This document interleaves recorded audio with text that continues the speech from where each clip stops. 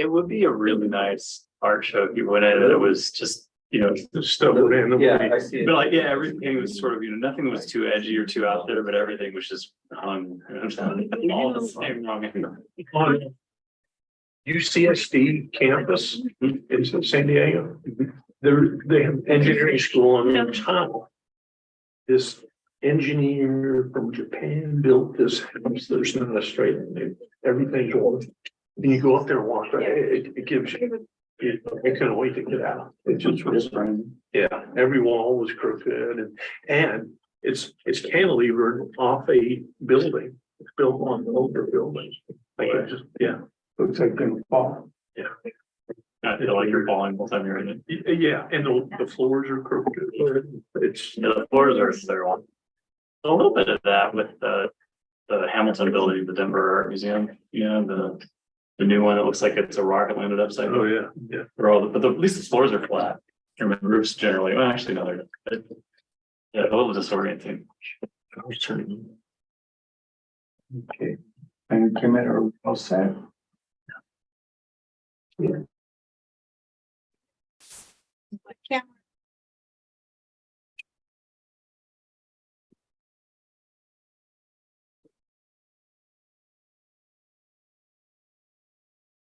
Oh, start video. yeah. Here. Step that.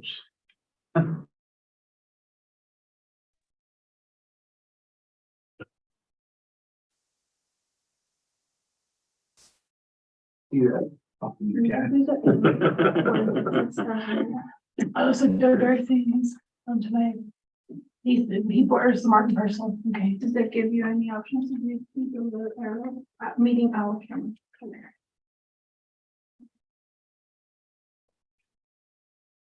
And then, wow, Maybe you Did need that. to stop your best. stop my background. We can put Owl Handler in his resume. Ah.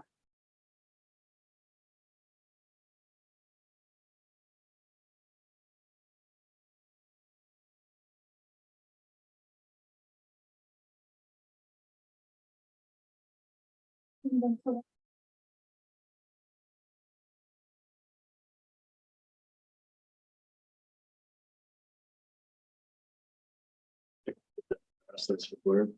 There we go. Wow. Okay. Okay, are we all set? Well, We're all set, Chair. Yeah. Okay, so I'll call to order the meeting and workshop of the Planning and Community Development Commission for Monday, June 26, 2023. Would the clerk please call the roll? Chair Drysdale, Present? Commissioner Evers, Present. Commissioner Hambright, Present. Commissioner Krem. Present. Commissioner Smith. Present. Commissioner Catherine. And Commissioner Schwartz. Present.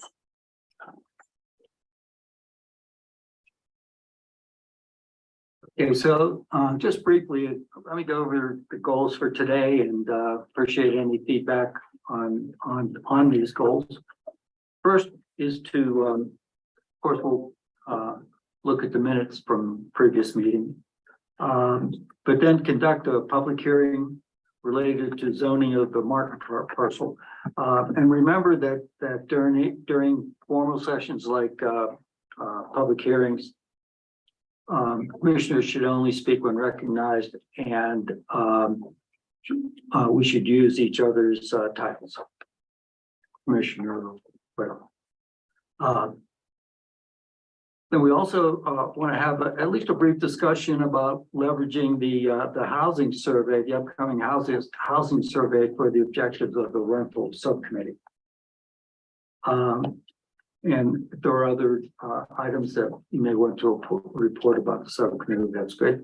And then because we had talked earlier about trying to keep the comp plan Lions Thrive alive and ongoing in our thinking.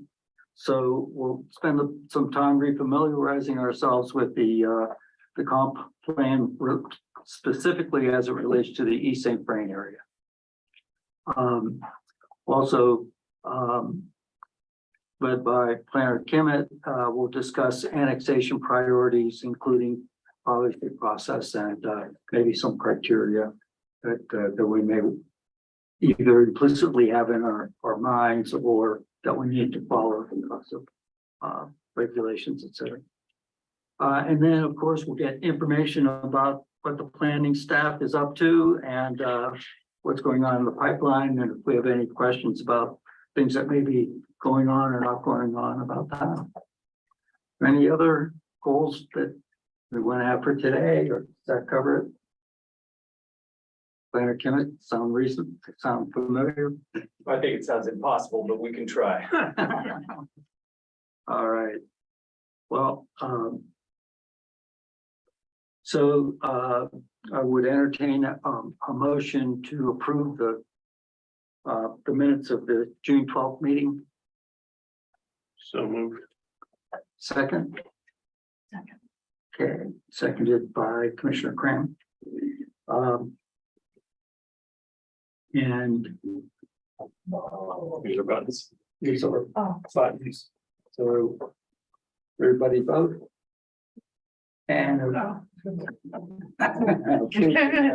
Yeah. Likes. So is there any audience business? Audience business this evening would be anything that audience wants to share with the PCDC that is not covered in the public hearing. So anything that's not related to the public hearing.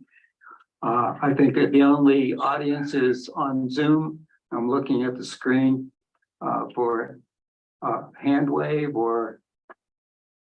Yep. Okay, yes, there's.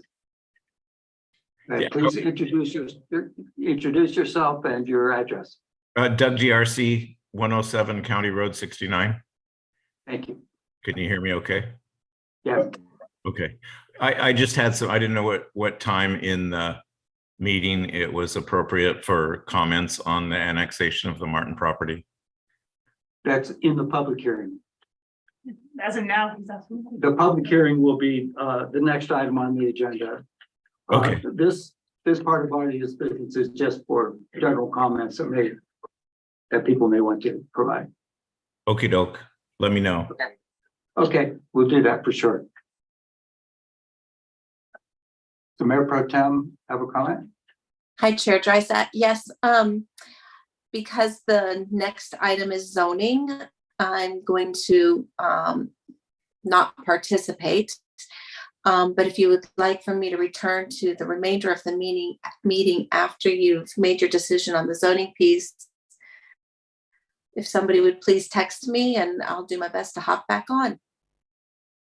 Okay, that's very good. So you're recused, but only for the public hearing portion of the Thank you. agenda this evening. Have fun with that. See you Thanks. soon. Okay, we'll see you a little later. Bye-bye.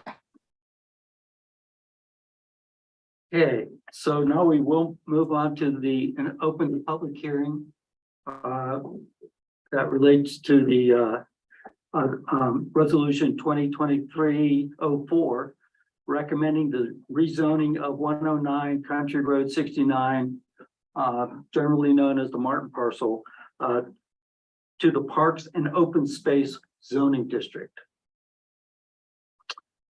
Staff, do you have a presentation? Thank you, Chair Drysdale. I do. I'm going to share my screen. Okay. Staff report.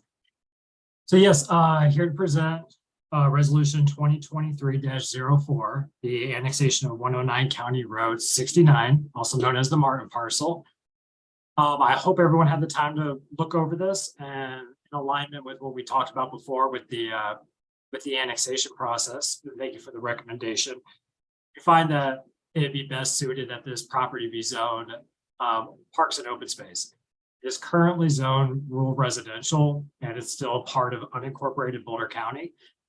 It would not be able to serve that purpose at this time, and the town would not want to see it serve as that purpose due to the fact that environmentally, there is the Preble Jumping Mouse, which does play a important role within our community, as well as with being in the floodplain. It does make it more difficult to kind of work around and start building upon. So we decided that we would like to keep it as a part, we would like to have it rezoned as parks and open space.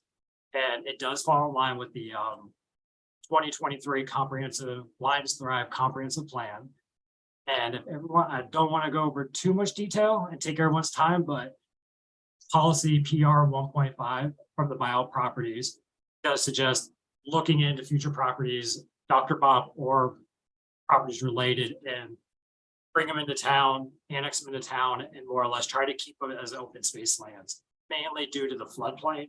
Anything within that floodplain, which a good portion of Lions is, we find that that would be probably the most suitable. The future land use plan help guide future rezoning and annexation requests. Inform future updates to existing zoning districts and development standards, and track the town's overall capacity for future development.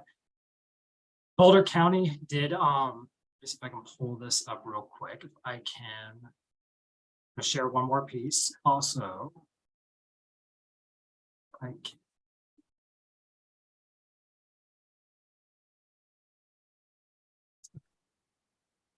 This was actually this is from Hannah Hibley, the Long Range Planning Division Manager out of Boulder County Planning and Permitting. And she did agree as well through the referrals that the proposed zoning for parks and open space is appropriate given the fact that it is a deed restricted buyout property. And with it being turned in, hopefully turning into a parks and open space, we would not be putting any further, try and get to the right map here. We would not be putting any permanent structures on this property. As of right now, the main goal and what the residents and visitors are using this property is as a social trail.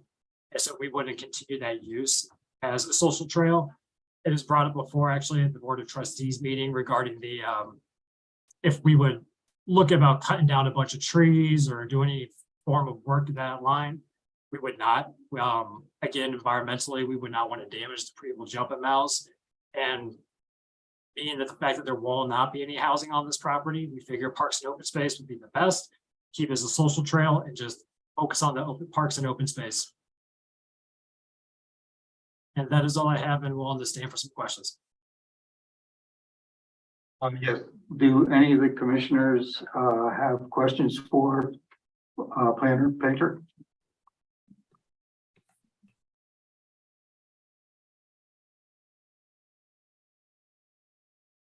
Yes, Commissioner Cram. Planner Painter, I was thinking that at our last meeting, there was talk of not just a social trail, but more of a formalized trail through there. Am I misremembering that?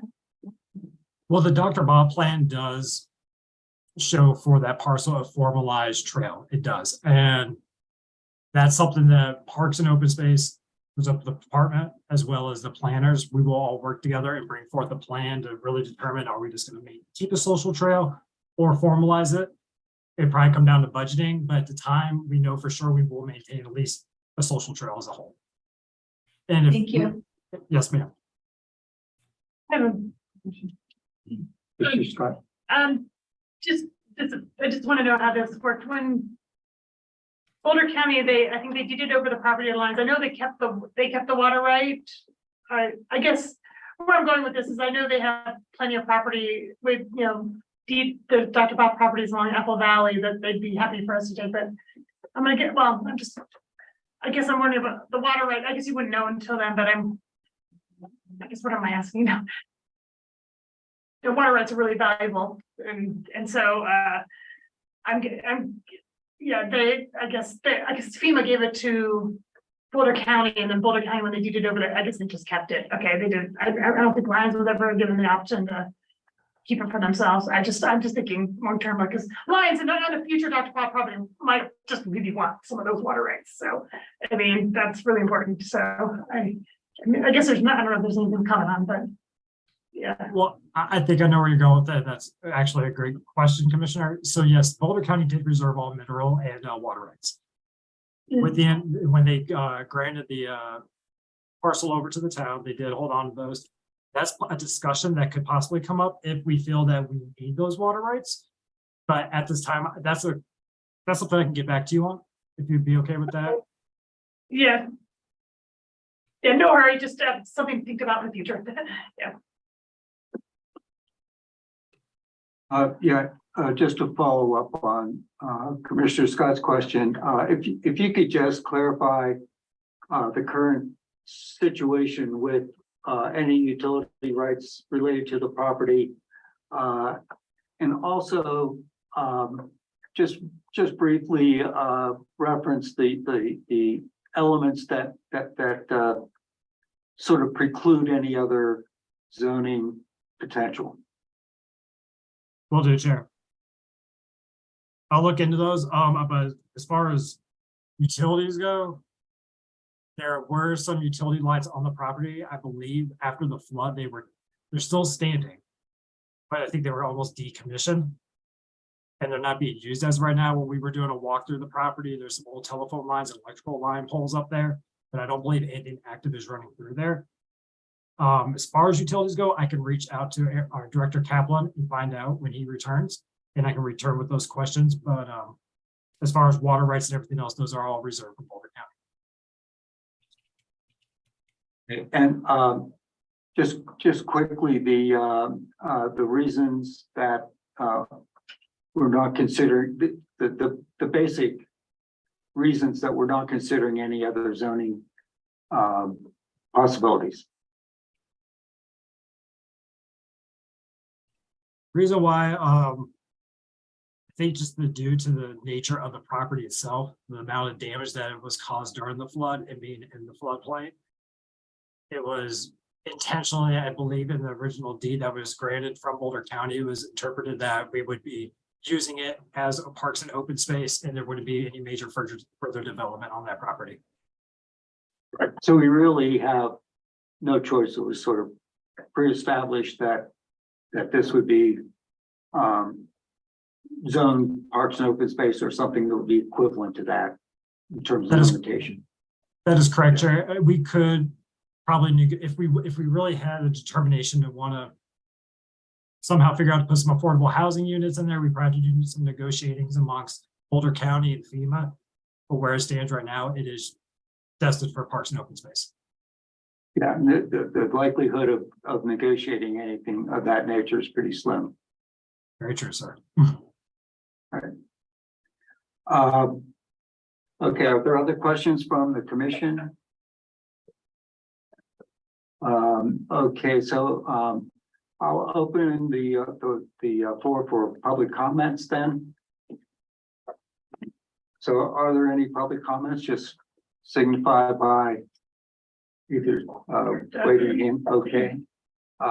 Mr. Darcy? Yeah, hi. We live next door at 107. And part of the problem that we had is the social trail that's been established now crosses our property. The original Dr. Bopp, the deed restricted buyout property from FEMA, we went back and forth with negotiations for years on that. And the agreement was that they would plant a row of trees or bushes to discourage people from coming across there.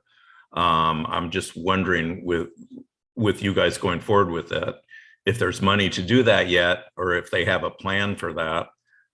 It's gone kind of back and forth. The previous mayor and I met there once. He suggested us putting a fence across there. We put a fence across our property there. It's been vandalized probably 10 times. Every time we put up a fence, they've come with chainsaws and cut off 4x4 wood posts. We put a string of barbed wire along it to keep people out of there. We have people coming across, having campfires on our property, all kinds of stuff.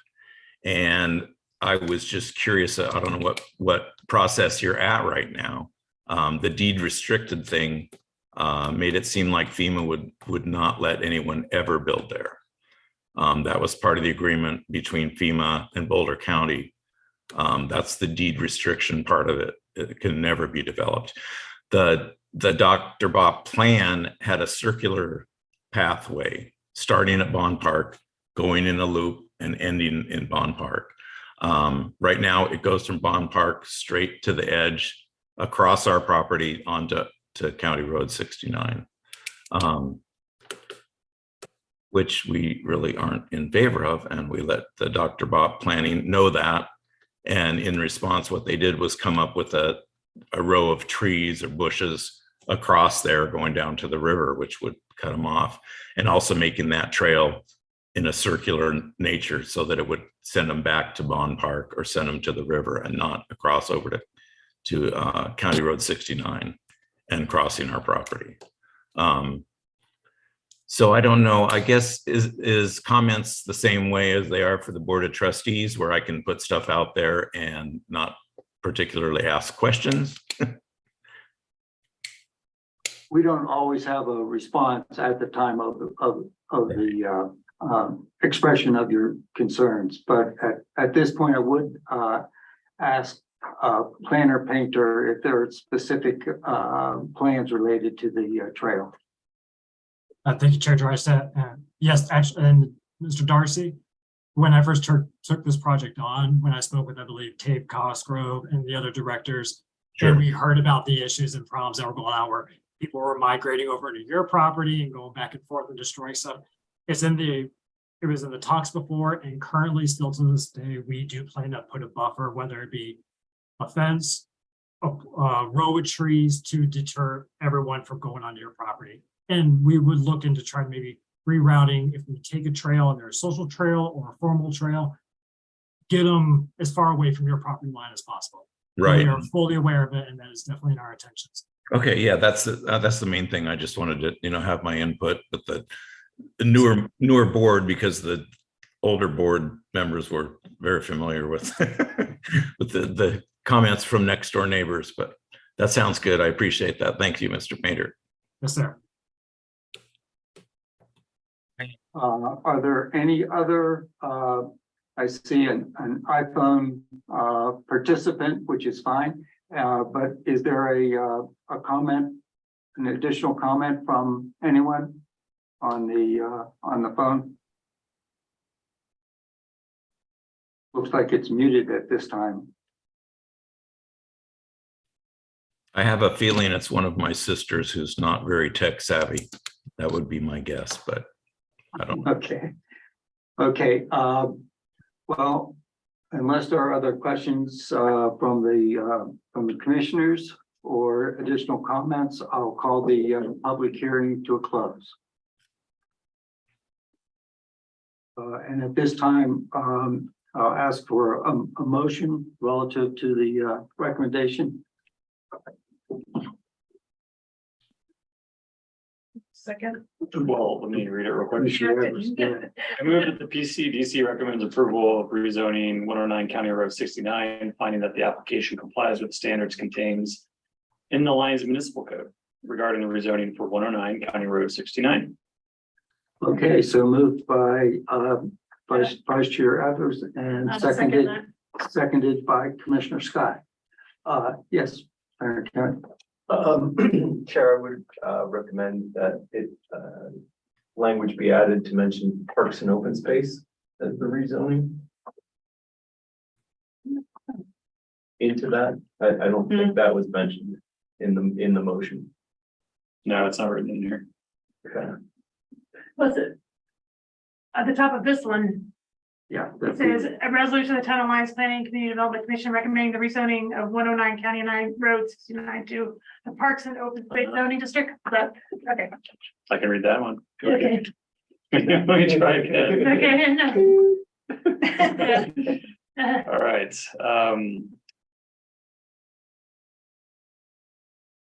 So hold on a second. Let me. Oh, that's okay. Okay, I move that PCDC approve resolution 2023-04, a resolution of Town of Lyons and Planning and Community Development Commission recommending the rezoning of 109 County Road 69 to the Parks and Open Space Zoning District. And I second. Okay. There you go.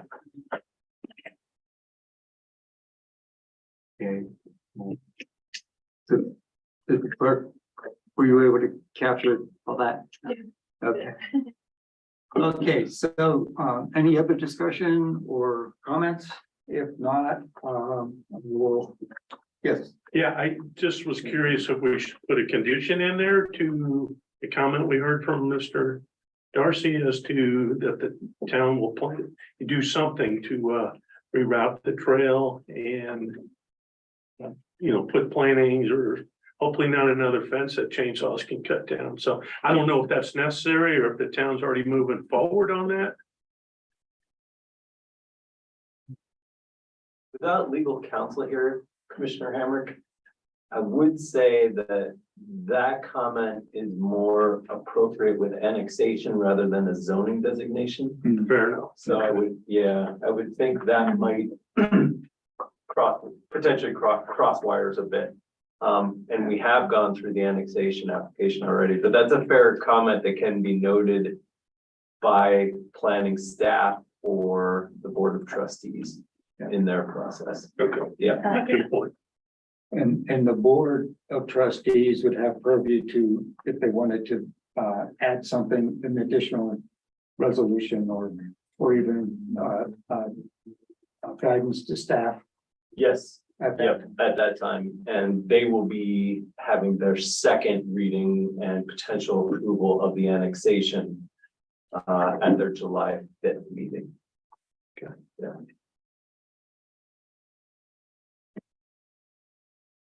So, are there any other questions or comments? If not, I'll entertain the vote.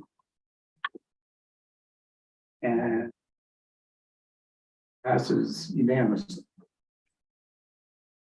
Okay, so we can go back to the public workshop and probably text Mayor Pro Tem so Yes. she can rejoin us. Yeah. I'm good.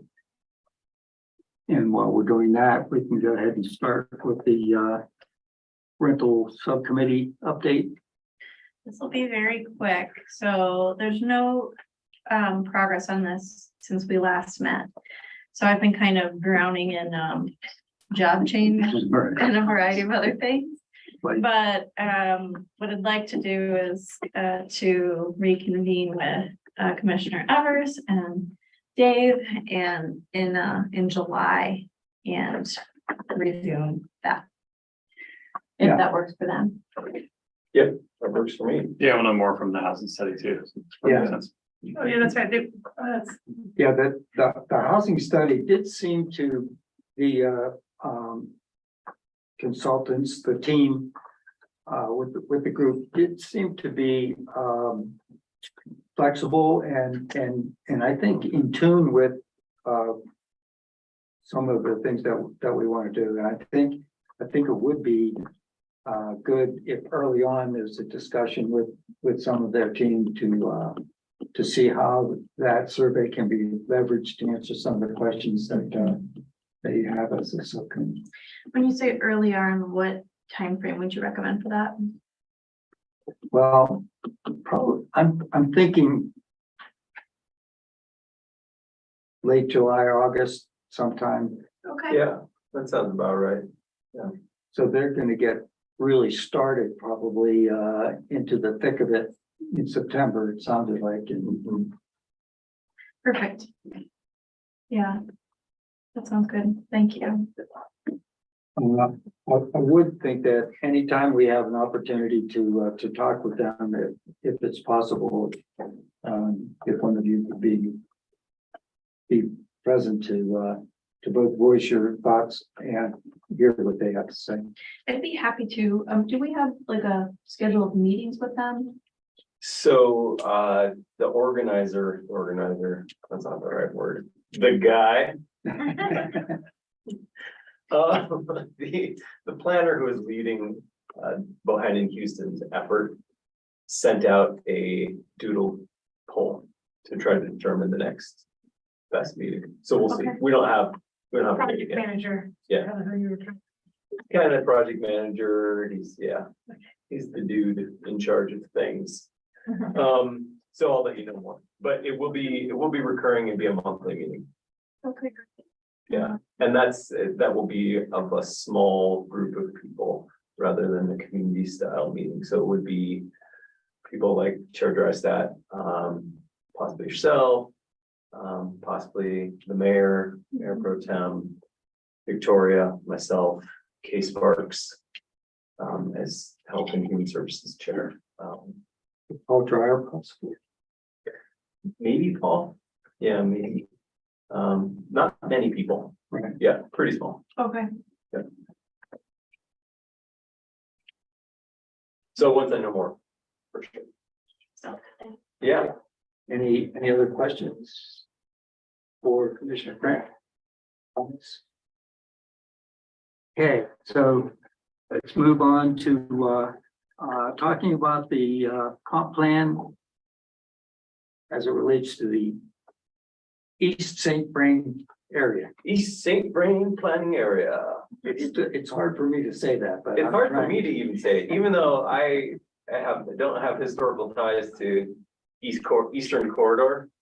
I never liked it, and so I said that early on. It's one of my few pieces of input into the comp plan. We listened. Jocelyn, You did? did someone call Jocelyn? I Jocelyn? texted her. Okay, okay. Hopefully she'll pop back on. Yeah, she's a good point, Commissioner Scott, because she has things to say about the comp plan. So she was involved. She's, If need be, Chair, we don't have to go in order if we want to wait for Mayor Pro Tem Farrell to join in on this part of the dialogue.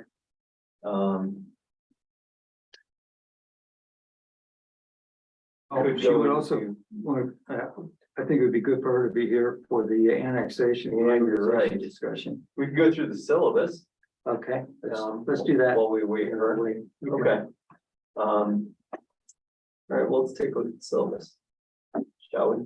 Let me put it up on the screen.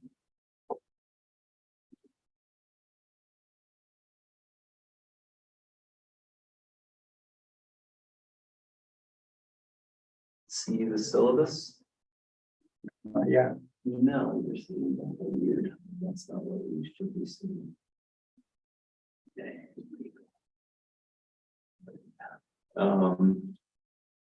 There.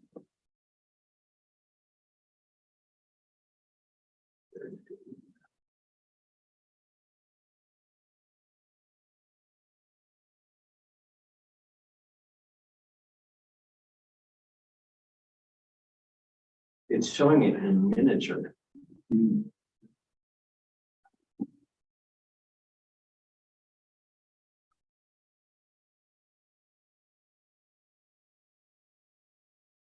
Yes, you can drag Adobe to the big screen. Are they like extended desktops? We just do that. You can't see it, right? Let's try.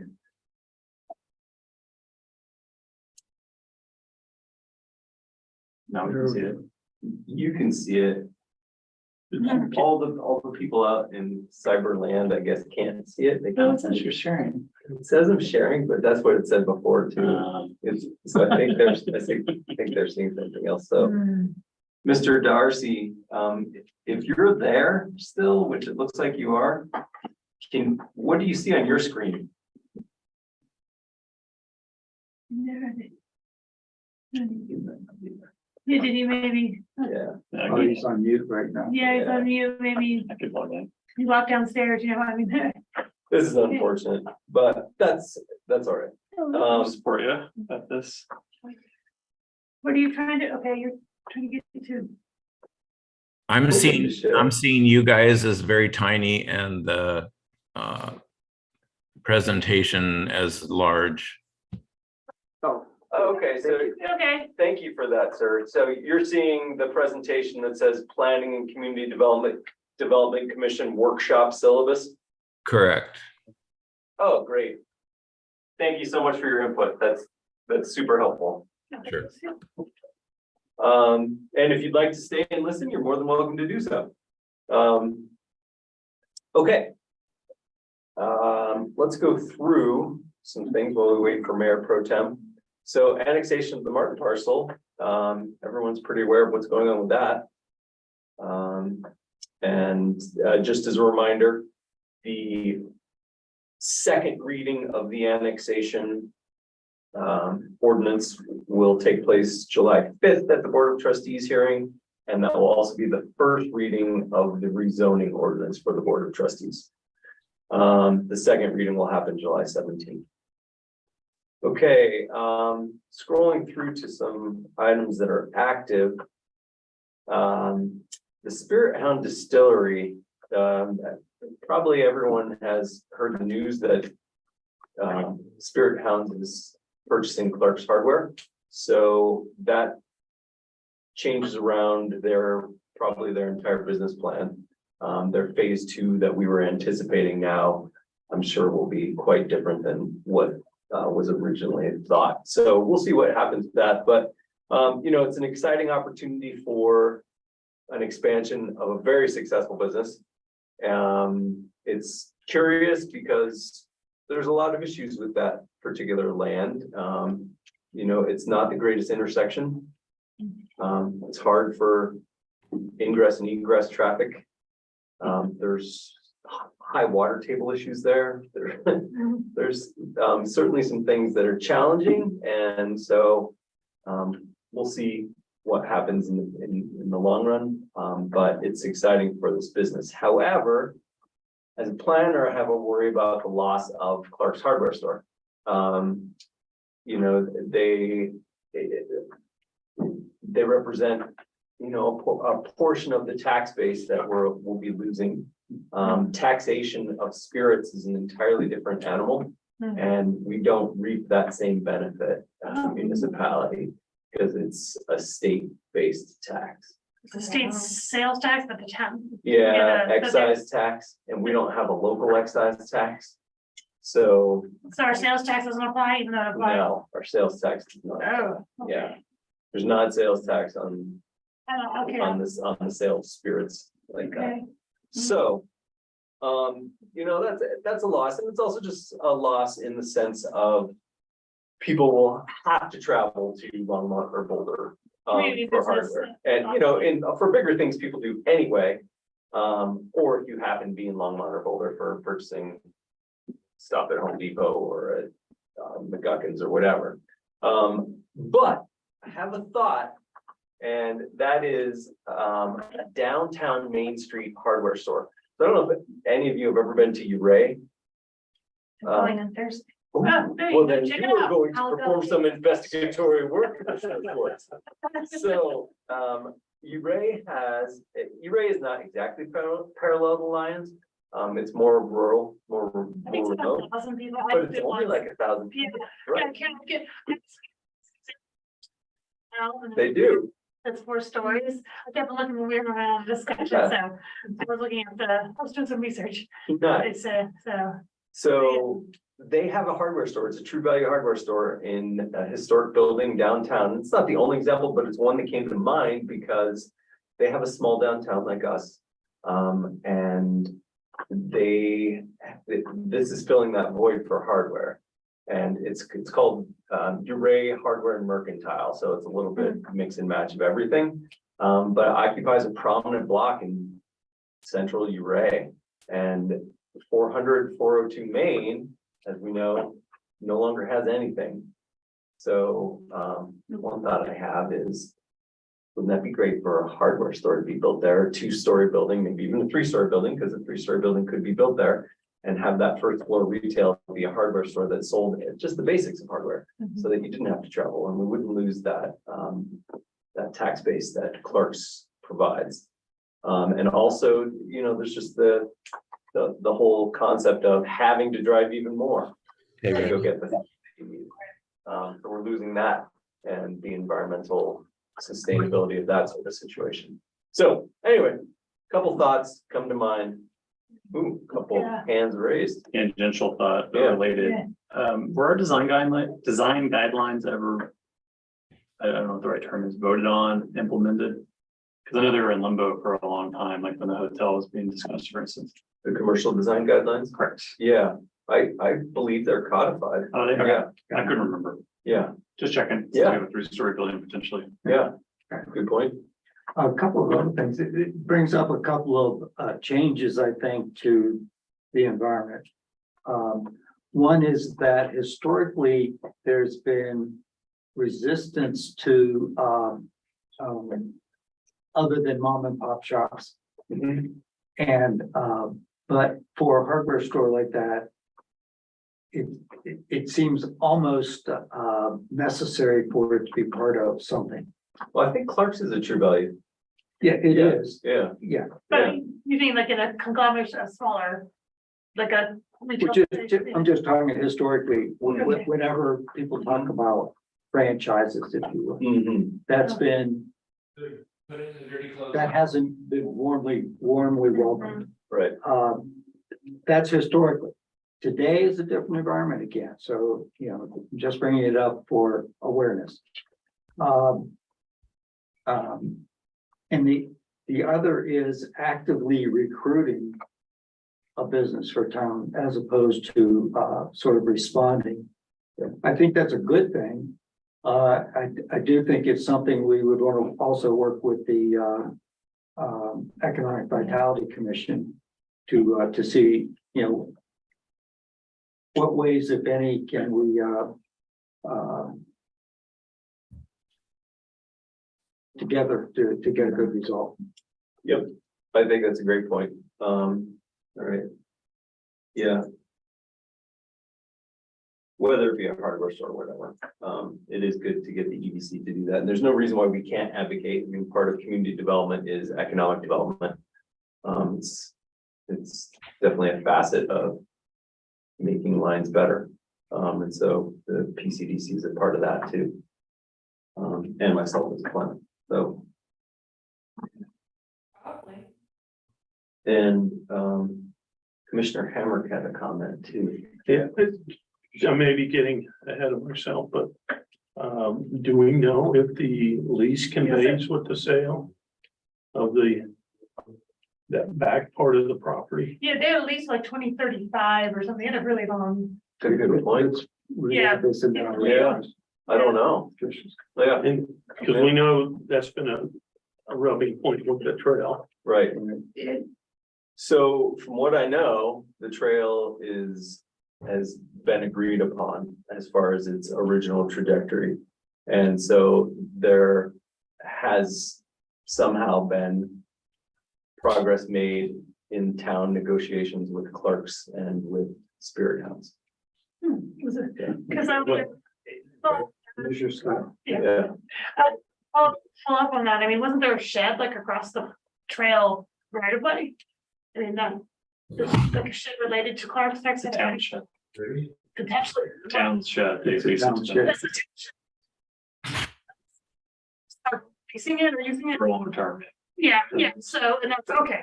And then, so what he's saying is that maybe an agreement is made that, okay, that's where I'm going with that, Maybe. yeah, Yeah, Yeah. get out of the lease. okay. yeah. Yeah. I'm hopeful that that will be something that can happen, that the trail, whatever this transaction details are, that it doesn't encumber the trail any further, but to the best of my knowledge, we're okay with the trail alignment being where it was intended to be originally. And the impacts that were either real or perceived on that shed. Well, and in my understanding, that lease was not favorable to the town and it was very long term. And I would think regardless of the trail status, that it would behoove the town to try to get out of that lease with yeah. Just a thought. Yep, no, that's a good point. And from your comments, it appears that some of the other planned or anticipated building associated with the distillery won't be happening. Right? At least what we had originally thought, things are very different when they acquire a whole new building. Sure. Yeah, and lot, and whatever they. Doug's not. Yeah. You could just do it.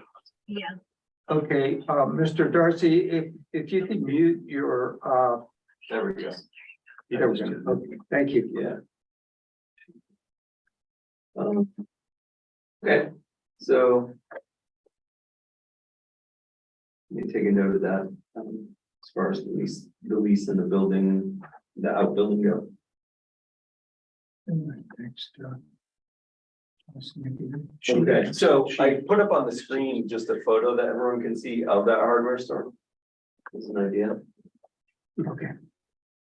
Yeah. How would a town go about brokering a deal with a private company, yeah? Because they're not gonna develop, do you think Ace somebody would be interested in developing the building and putting a hardware store there? No, so it would have to be with the current owner, so it's generator development. So generator, we would compel them, get some sort Have of them incentive. entertain the idea. You know, there definitely are, it would maybe be unprecedented for Lions, but in larger jurisdictions, working directly with a business entity is something that happens all the time. Usually it's in the form of incentives. Well, yeah, that's what I'm getting. Yeah, and we have no incentives to offer whatsoever outside of, it's Lions. And we really want this. So, you know, it wouldn't be a bad idea to reach out to this Uray Hardware and Mercantile and ask them, how'd you make it happen? And we do have, Yeah. businesses still have to pay for their own water shares, right? The building will itself, so the Well, but I redevelopment of the building, yeah. If it's the developer who has to ink a lease with a retailer, then that's the person you're incentivizing. So Yeah, that's an incentive. Yeah. It's probably the only one we have that I can think of. I assume there's shares there today. You mean that, oh, the existing shares, Yeah. Well, if they're yeah, gonna expand the building when don't the shares expand with the square footage of the it building? would depend on I think it would depend on how many residential units became a part of that, as opposed to the commercial units. The commercial units probably are built in, like Commissioner Hamrick is saying, you know, they're there already. But second and third story, if that becomes residential, then that would be a different situation. Their default, like their historic water shares that went with those buildings. But those buildings were one-story commercial entities. Mhm. Yeah. Mr. Scott? No, gosh, now I'm right for, I'm there listening. No, I have a question, I don't know what it was. Has the Economic Vitality Commission or the Chamber of Commerce actually, do they have any kind of assessment or survey or idea of maybe needs or services they would like to see added to Lions? Like, imagine, I mean, our hardware, I guess the car's hardware has already been here, so maybe that's, maybe I see why it makes sense to, try and replace it or have it be maintained in another form, but is there anything on the Economic Vitality Commission or like through the Chamber of Commerce that they maybe like another service or type business that Right. would make sense to try and recruit, or I don't know, something, I'm My just, guess is, I don't know, I'm not the liaison to the, yeah, okay, I'm just saying, I mean, instead, Yeah. make sure we're not too focused on the hardware, maybe there's something. oh yeah, and there could be Yeah. other things. This is just an Okay, idea yeah. that came to my mind, and I am by no means like love the king of economic development. I'm not even the jack or the five of spades or anything. Yeah. But Yeah, that's a good it came to my example. mind and I was Yeah. like, oh, Well, I can comment that what was the Economic Development Commission, now the Economic Vitality Commission, has for many years focused on what are the needs of the current population mhm, in terms of businesses, and what are the needs of businesses in order to serve the population. mhm. And I'm not sure if there's any like current documented effort. At one time, the chamber had the Lions Economic Growth Group leg that was focused on helping existing businesses succeed. I'm not sure the chamber has really gotten too far in the direction of strategic efforts in recent few years, but I think the Economic Vitality Commission would be quite interested in the effort, and perhaps even there are ways to do that economic review of, what's available in town and what's sort of the buying power of the population and how much is being served by the current town configuration. That can be done even from your laptop. You don't have to even necessarily do a survey. And we also have the Main Street group in town too. That's a part of it. So, Yeah, Main Street USA. yeah, and Yeah, DOLA could potentially provide some Yeah. technical assistance with that. it's a prominent corner. Okay, so moving down the list.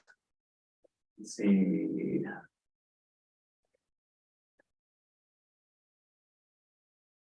So 314 Main Street and this concept of an accessory dwelling unit overlay district, which I've mentioned during the last session, and I was hopeful to have it ready for this meeting as a, because it would be a hearing as a rezoning change. But it's not ready. So instead pushing that forward to July 24th meeting for the PCDC. Has there been any staff reaction to the notion of perhaps just saying ADUs can be anywhere with conditional review? That was one of the items that came out of our discussion last time. No, there hasn't been, and that's my fault because it's been in my head. So it needs to get beyond my head. That's a great point.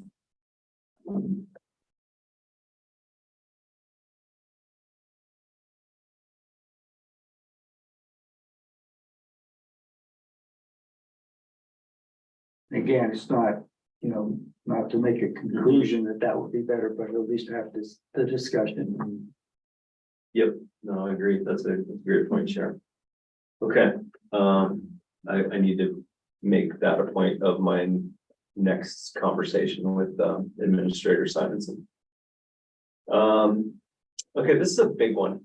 In case you haven't had a chance to read this. So last Monday or Tuesday, sorry, last Tuesday, we had a board of trustees meeting, and I was able to not attend that and instead attend this meeting of the residents of the Gateway Mobile Home Park. That's 224 Seward Street. And it's, it's the last mobile home park, and it also has the affectionately called chicken coops, which the residents themselves call it that. They even call it, like one guy even said, I'm a chicken cooper. And so it is legit. They're concerned, understandably, that the property is for sale and that they will have to leave Lyons because realistically, they cannot afford to live anywhere else in Lyons. And that concerns me, and it should concern everybody.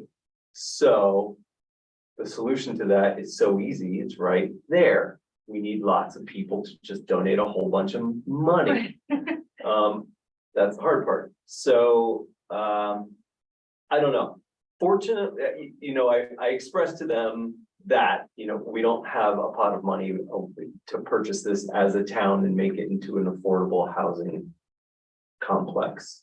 And they also don't have the money to buy it out themselves under Colorado's 2022 mobile home. Yes, say there's a owner new law. law, yeah. Yeah, there Yeah, is that, but they don't have the money to. and that's how residents, mobile home residents have been. Right, resident-owned communities. Yeah, And okay. they can't come up with 2.35 million, they can't come up with 1 million. Never mind the upkeep that needs to be done. We're sure the valuation of 2.35 would be like held fair if that were to go to. I guess what I'm asking is, it's listed for 2.35. Is it worth 2.35? No, I don't think so. Yeah, Yeah. I looked at the Boulder County Assessor data today on it, and it's equivalent to about 3 single-family residential lots. It's just that you can pull it up, you can even maybe Oh. put it on your screen, three regular lots, and then it's about 3 homes and considering the average houses, I mean, you put 3, like, say, $500 houses on those, I mean, that's 1.5 million right there, and that seems a little. And that's just the land, right? It's not even, Yeah, it's not even developed, yeah. So anyways. but- So, it's not, I don't think it's a legitimate price, and which is probably part of the reason that the owner has taken it off the market. So that it was originally listed at 2.5 million. Then they took it off, then they brought it back at 2.35 and didn't sell it and took it off. But my guess is they'll probably bring it back. The residents feel that the owner is motivated to sell. So it'll probably come back at some point. Yeah, How many people live there? great question.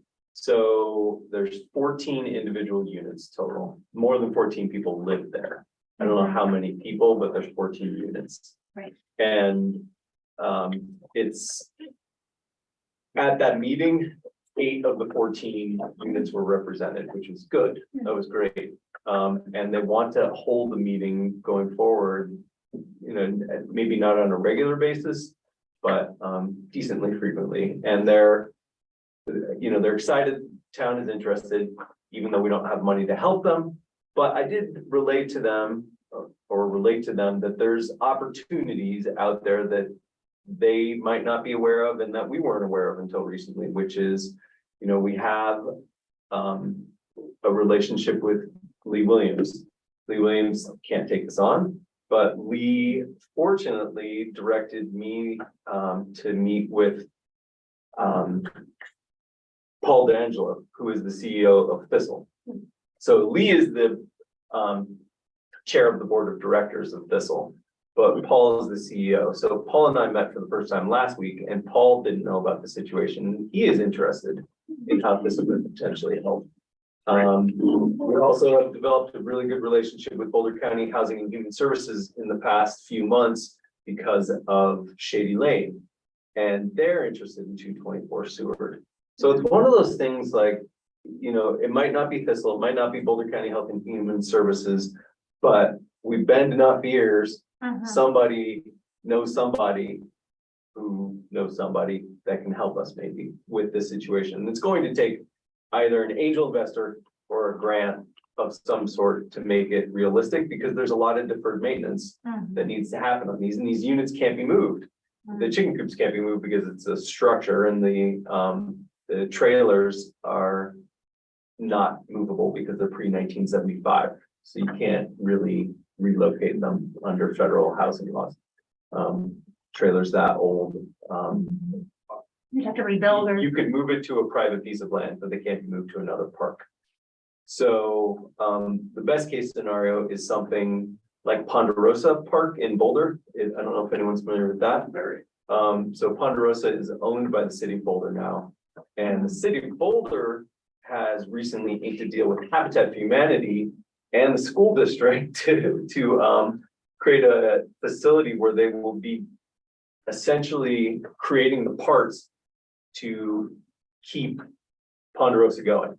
They'll be Like rebuild houses as they yeah, replace trailers and, and fix the ones there. yeah, It's it's a pretty amazing partnership. Yeah, Yeah, okay. pretty amazing partnership that happened just a few months ago. So I don't know if we can tap into that Habitat for Humanity project with Habitat for Humanity of the St. Vrain Valley, who's the Habitat affiliate that's associated with Lions. But there's a lot of potential avenues that this could go. The big thing is that it would be a shame if we lost this, and this could be lost. You know, if the right buyer comes along, it's one single parcel zoned R1. It's another part of the issue. So it's the same, it Zoning. retains the zoning, it was sold, okay, I mean, I don't, and like, I guess it's R1 in the entire, I mean, it's R1 in that part of town. That whole part of town. But it's equivalent of 3 lots. Well, And so, it was 3 lots originally Yeah. when the town was platted, but now it's not. It's just one parcel. okay, it's still, so they can put the big giant, They- I know, I was wondering, contain, I don't know. Yeah, Yeah, they could okay. put, someone could in theory, if they really Okay. wanted to, raise the whole thing and build one big house in Central Lions, in a nice location.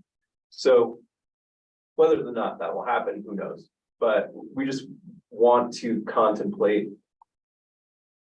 avenues of thought to try to see what can happen. So I can keep the commission apprised of what happens next. Right now, my next step is just continuing to learn more. I'll be having a discussion with Paul D'Angelo, who I think gets back this week.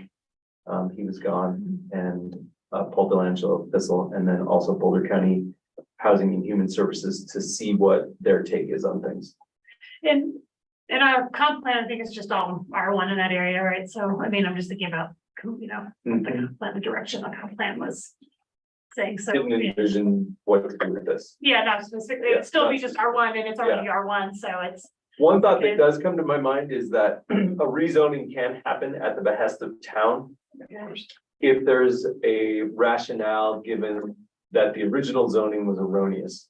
And so it's not, it would avoid the spot zoning conundrum where you just zone something as a favor to somebody. This would be like, well, you know what, this is really incorrectly zoned. How does this possibly fit R1 as residential detached single family housing? It doesn't. It's just one of those errors in history. Yeah. So, anyway, Yeah, and it's likely not to get the sort of NIMBY reaction that other locations that are greenfield might. Right. Because it, already serves affordable housing.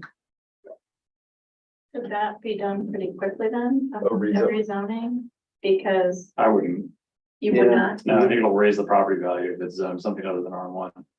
Which would make the sale price higher. that's true too. Yeah, but we can rezone it when we have a partner who's willing to do the right thing and develop it with zero displacement, and that'd be the time to, overlay some sort of PUDR. I don't know if you can do that retroactively, but that would I be. guess I was thinking if the owner were to put it back on the market and it's zoned as R1 and it actually goes through. It could, but that's the owner's right to sell. So I mean, Sure. I don't know if the town can throw bodies at it, but I don't think we can. Just to, so everyone's aware, Mayor Pro Tem is back with us, so if we want to wrap up this and go back to the Yeah, comp plan discussion. yeah, let's finish up Just this. one comment before we leave. Oh, sure. I wanted to make is that there's so much interest in affordable housing right now from the state, county, and so forth. That DOLA or our consultants or others may be able to give us direction on, where could funding possibly come from. it's a great idea. Mm-hmm. Yeah, the governor, I mean, I don't know, I wonder if there's like a housing fund or something happened. Well, there was a, Yeah. that new tax that supposedly earmarked Yeah. for affordable housing. But DOLA would know Yeah. the details about Yeah. that. Okay. Great Okay, point, Chair. so we want to go back to East St. Vrain planning area discussion. Yeah, well, we're almost at the end. If you Oh, just wanted to okay. finish the syllabus. Go ahead. There's nothing to mention on the US 36 project, outside of what was known last week.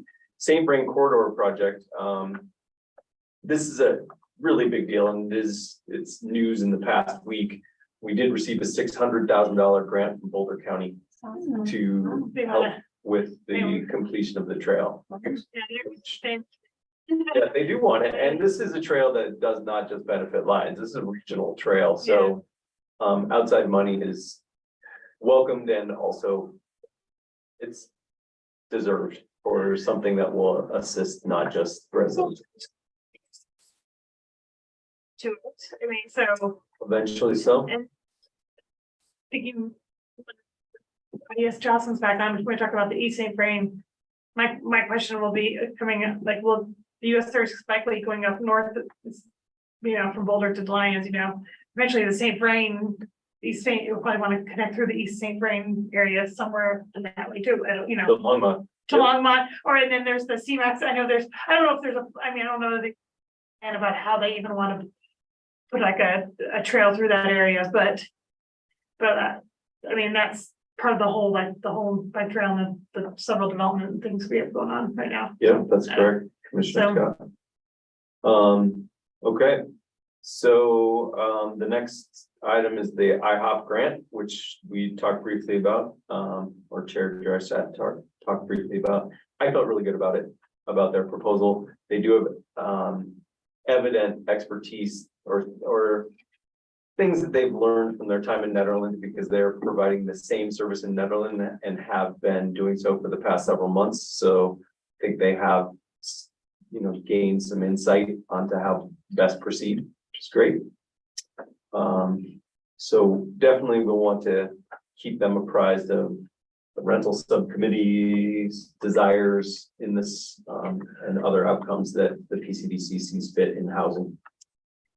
The IGA, the land use IGA with Boulder County, no update really since 2 weeks ago. We'll have another meeting at some point in July. The Brownfield Advisory Committee. No update since last time. Sidewalk assessment RFP, nothing, nothing. Oh, the Main Street Lighting Grant. So you might be noticing in the coming weeks, some lighting installed on the 300 and 400 block of Main Street. And that's from a grant that we won with CDOT. So, We don't have any other streetlights on that sections or? well, there's street lights, but it's decorative street lighting. Yeah, no, you said sun lighting. I was like, Yeah, somewhere were you flashing disco or something? that'd be fun. I mean, it is going to be fun. It's going to be nice, create a nice ambiance, and so it's it'll be pretty exciting. Okay, Opportunity for us, and also will allow for Christmas lights to plug and play a lot easier in the future. And then this idea, which I just wanted to bring to the commissioner's mind, a future park on Tank Hill. So I have this thought of dismantling the water tank on top of the hill, relocating whatever communications equipment is there because it doesn't need to be there in such a high visibility spot, blasting out whatever to town. But that mesa was historically used by artists, photographers to take pictures of lions back in the day. And it's a really nice spot. In case you haven't ever been up there, you can. It's open to the public to go up there. There's a road access. And it's great. So my thought is if we can do all of that, create a park, which the north side of town really doesn't have a park. So this could be. I think they use it as a sledding hill. The kids use it as a sledding hill in the It's a winter. good sledding hill. Yeah, It is a good yeah. sledding hill. Yeah. But to make it a park, maybe a small playground on top too, a nice bench, swing, something to look out over lines. So just mull that over. No need to comment, just wanted to bring it up. Okay, I love it. hey, there's an endorsement, we'll take that. All right, Mayor Pro Tem, thanks for coming back. And I'll stop sharing this. Let's move on to the next item, which is East St. Green Planning Area Comprehensive Plan discussion. all right. Share that screen.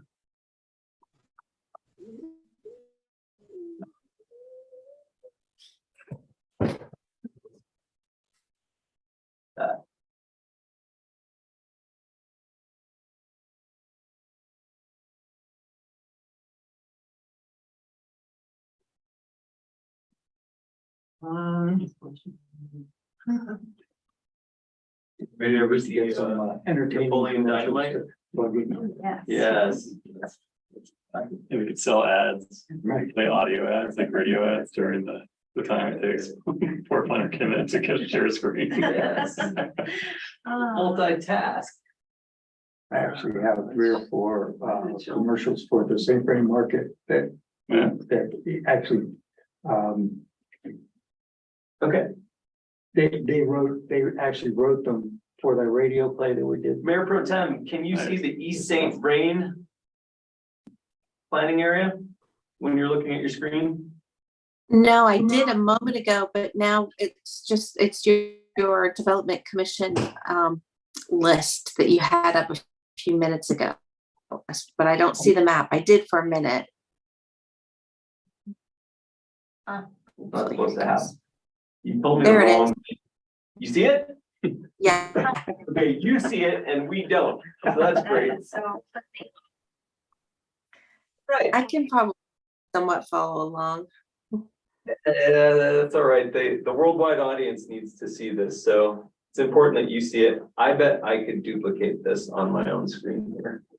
And let's try this.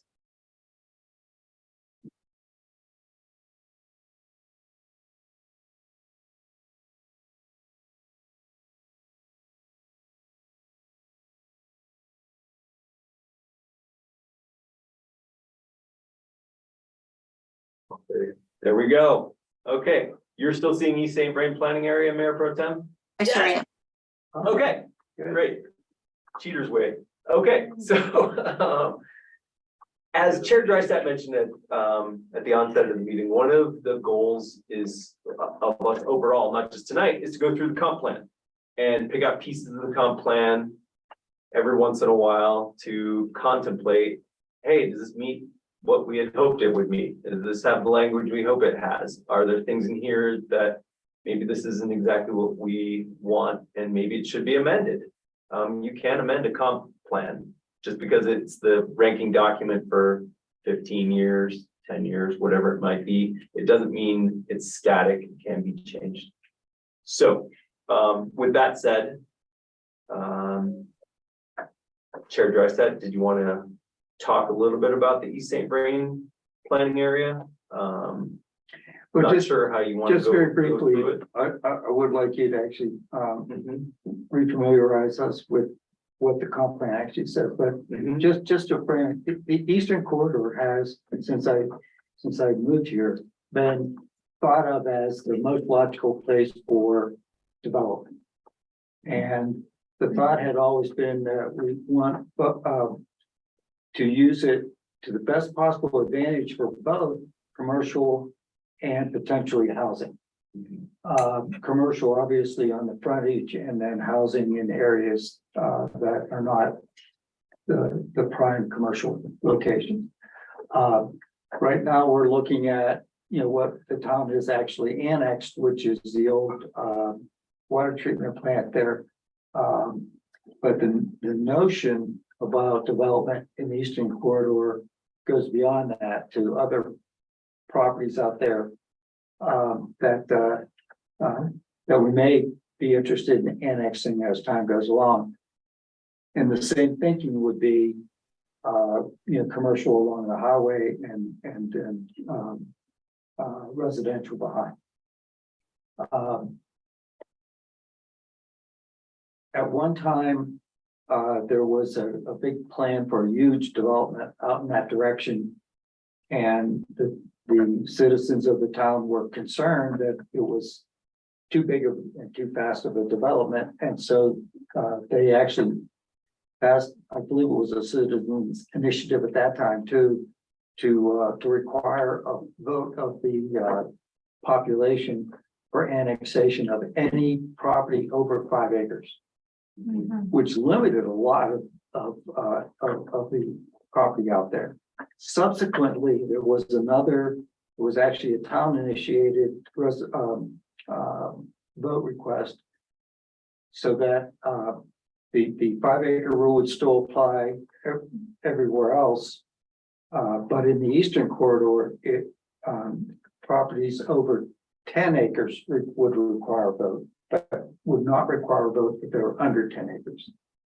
Well, very few of the properties out there that you can see in the shaded areas around the dotted area on the map there is what the town currently has. But the other shaded areas out there, very, very few, if any of those are over 10 acres. So it really opens up that area if and when property owners out there become interested in annexing into town. Okay. That's about. Yeah, all that's a good summary. Okay, so what I can say is just some realities of this land, of the East St. Vrain area. I think this statement right here, natural hazards, really is maybe the most relevant thing to consider about this, and why I don't see the East St. Vrain planning area being that great for the future of Lions, outside of, with one exception. The river runs through it, ditches run through it, the highway runs through it. There are steep slopes everywhere. It's really tough. And the only portion of it, if you can see my cursor, my arrow here, that is currently annexed at least, right, is this. The water treatment plant is here. And this is a vacant piece of land, and this is the public works building. There's not a heck of a lot of room for residential growth. There's a little bit of room for commercial growth along the Highway 36 corridor. We have hopes, and the Tebow company has expressed interest in becoming annexed here. That's more commercial growth, and commercial growth is great in many ways. We need some more commercial growth. But residentially, as I've mentioned in the past, I don't think we have enough people in Lyons for a host of reasons to meet the needs of what people want, the services that people would like to see in the town. We just don't have that base of people here to provide I'm that. not projecting it either. They're projecting about 500 more, and that was part of, Maybe, yeah. yeah, that was part of the comp plan, and that's not enough to. Best Yeah. case scenario, the proposal that Trace Birds, which is an architecture company that was employed by Generator Development that owns this piece of land. There would be like 10 live work units here. That's not a lot of residences. So really, I don't see a lot of hope for making residential components become viable here. There's a smattering of possibilities along this, but it really is so narrow. The development opportunities here are physically narrow, that it makes it hard for anything to happen. And there's whole stretches of it, like this center stretch, that you really can't do anything on because it's so constrained. The one caveat that I mentioned is the Lucanen property, which is this. This is massive. It's 90 acres, and though it's constrained along US 30, or along this portion of US 36, along this portion of US 36 coming from Boulder, this could potentially host residential mixed use or strictly residential land even, but preferably some sort of mixed use scenario, as well as a small commercial area immediately adjacent to US 36. So this is like the best hope for potentially residential growth. It's tough, and it's been mentioned at the Board of Trustees recently, as Mayor Pro Tem knows, last week.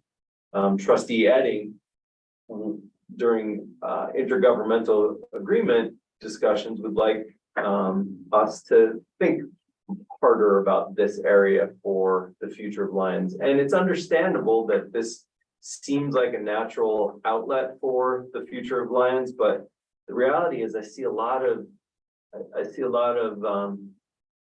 constraints to making it real. Right now, the Lucanen property is not annexable by Lyons because it's considered rural preservation area. So the hope would be that we could change that designation during our intergovernmental agreement discussions. If we want to, if that's the will of the town. There's the other lens that I look through as a planner, which is dense and walkable, community pedestrian oriented growth, and the East St. Vrain planning area is not that. You're extending services further out, and it's detached from the rest of Lyons. If you build something, let's just say in theory, you build something over here, like on the Lucanen property, they're not really going to feel like they're part of Lyons because it's not in the Lyons proper area, and there will always be a gap. It's always going to be a leapfrog to get to this area just because of natural constraints. So unless we decide we want to fill in the St. Vrain River and redirect it through a pipe, it's probably going to be that way in my mind as a planner, which that's just my one opinion, but those are some thoughts on how the East St. Vrain operates. Just before we leave the map, heretofore, there was interest, excuse me, in the area to the east of the current annex property but north of the highway. Mhm. Could you comment about that? Here, this Yeah. area, here, yeah, so this is, right now. I think it's just ag land, Boulder County zoned ag. And then you go one parcel more to the east, and this is the Shady Lane Mobile Home Park. And we do have a desire to potentially annex this, the Shady Lane Mobile Home Park, if the situation were right. And there's a lot of residents here. There's, as I think I mentioned in the past, we know that there's 37 people living here. Year round.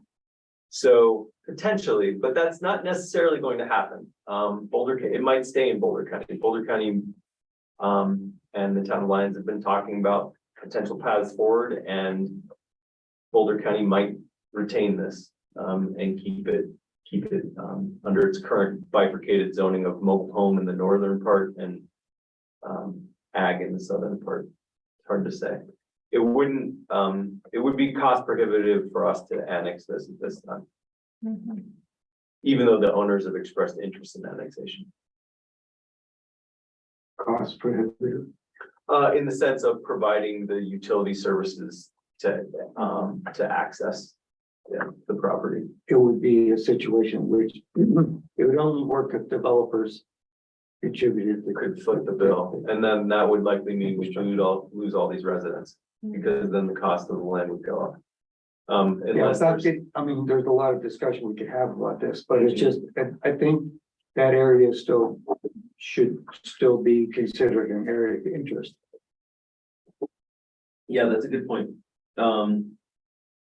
Is that, this could potentially, this parcel here, it's roughly like, There are Yes. 3 or 4 That's- lots in there, right?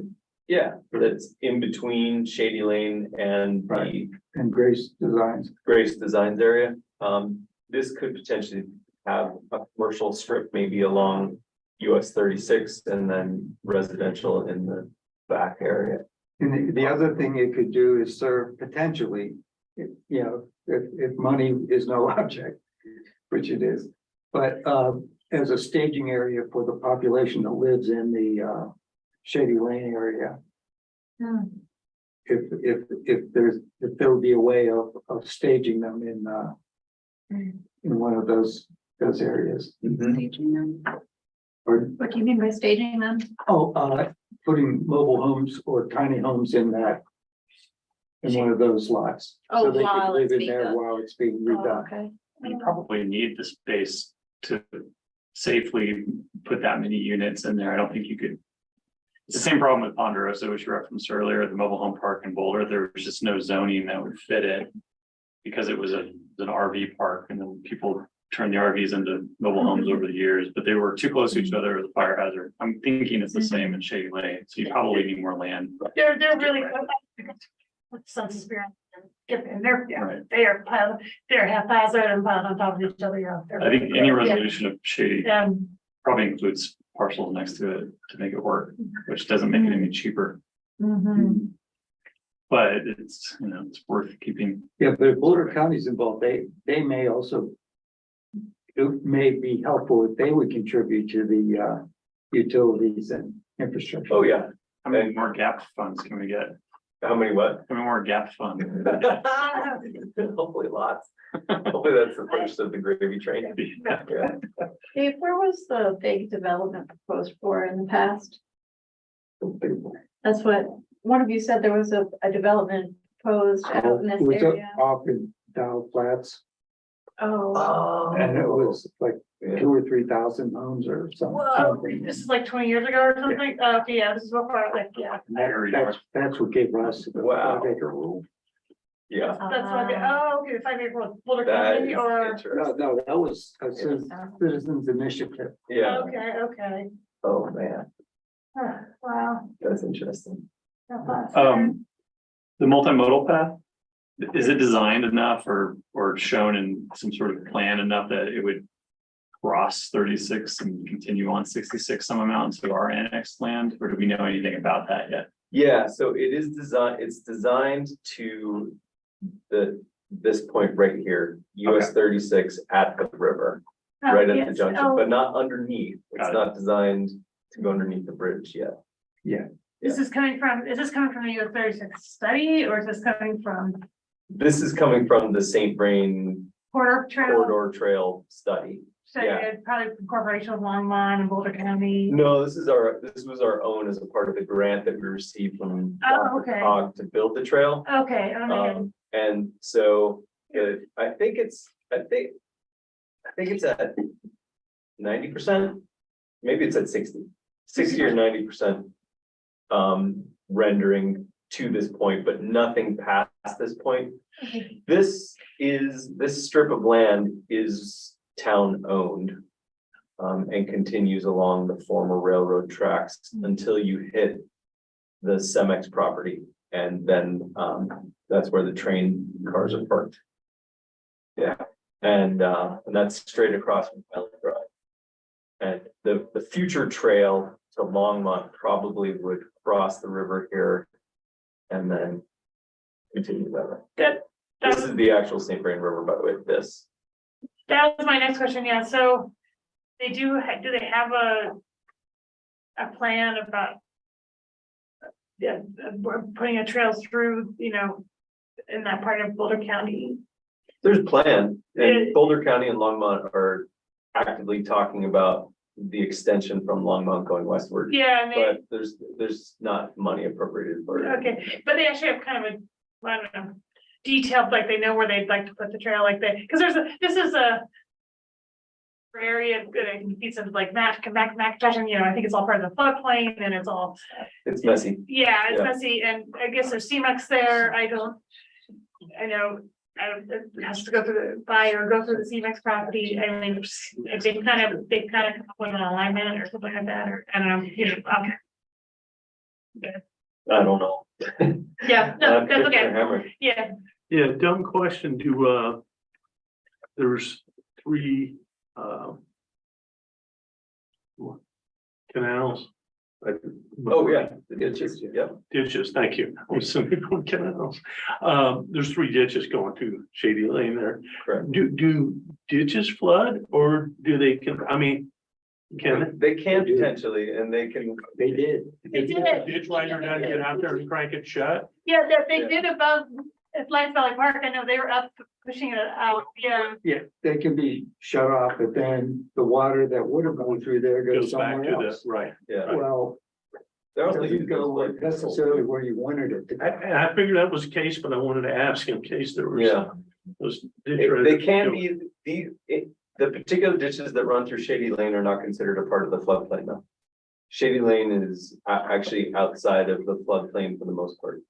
It looks like, yeah, it looks like maybe the 500. I was just trying to. Yeah. So the ditches could flood there. though. Ditches could flood, yeah. Okay.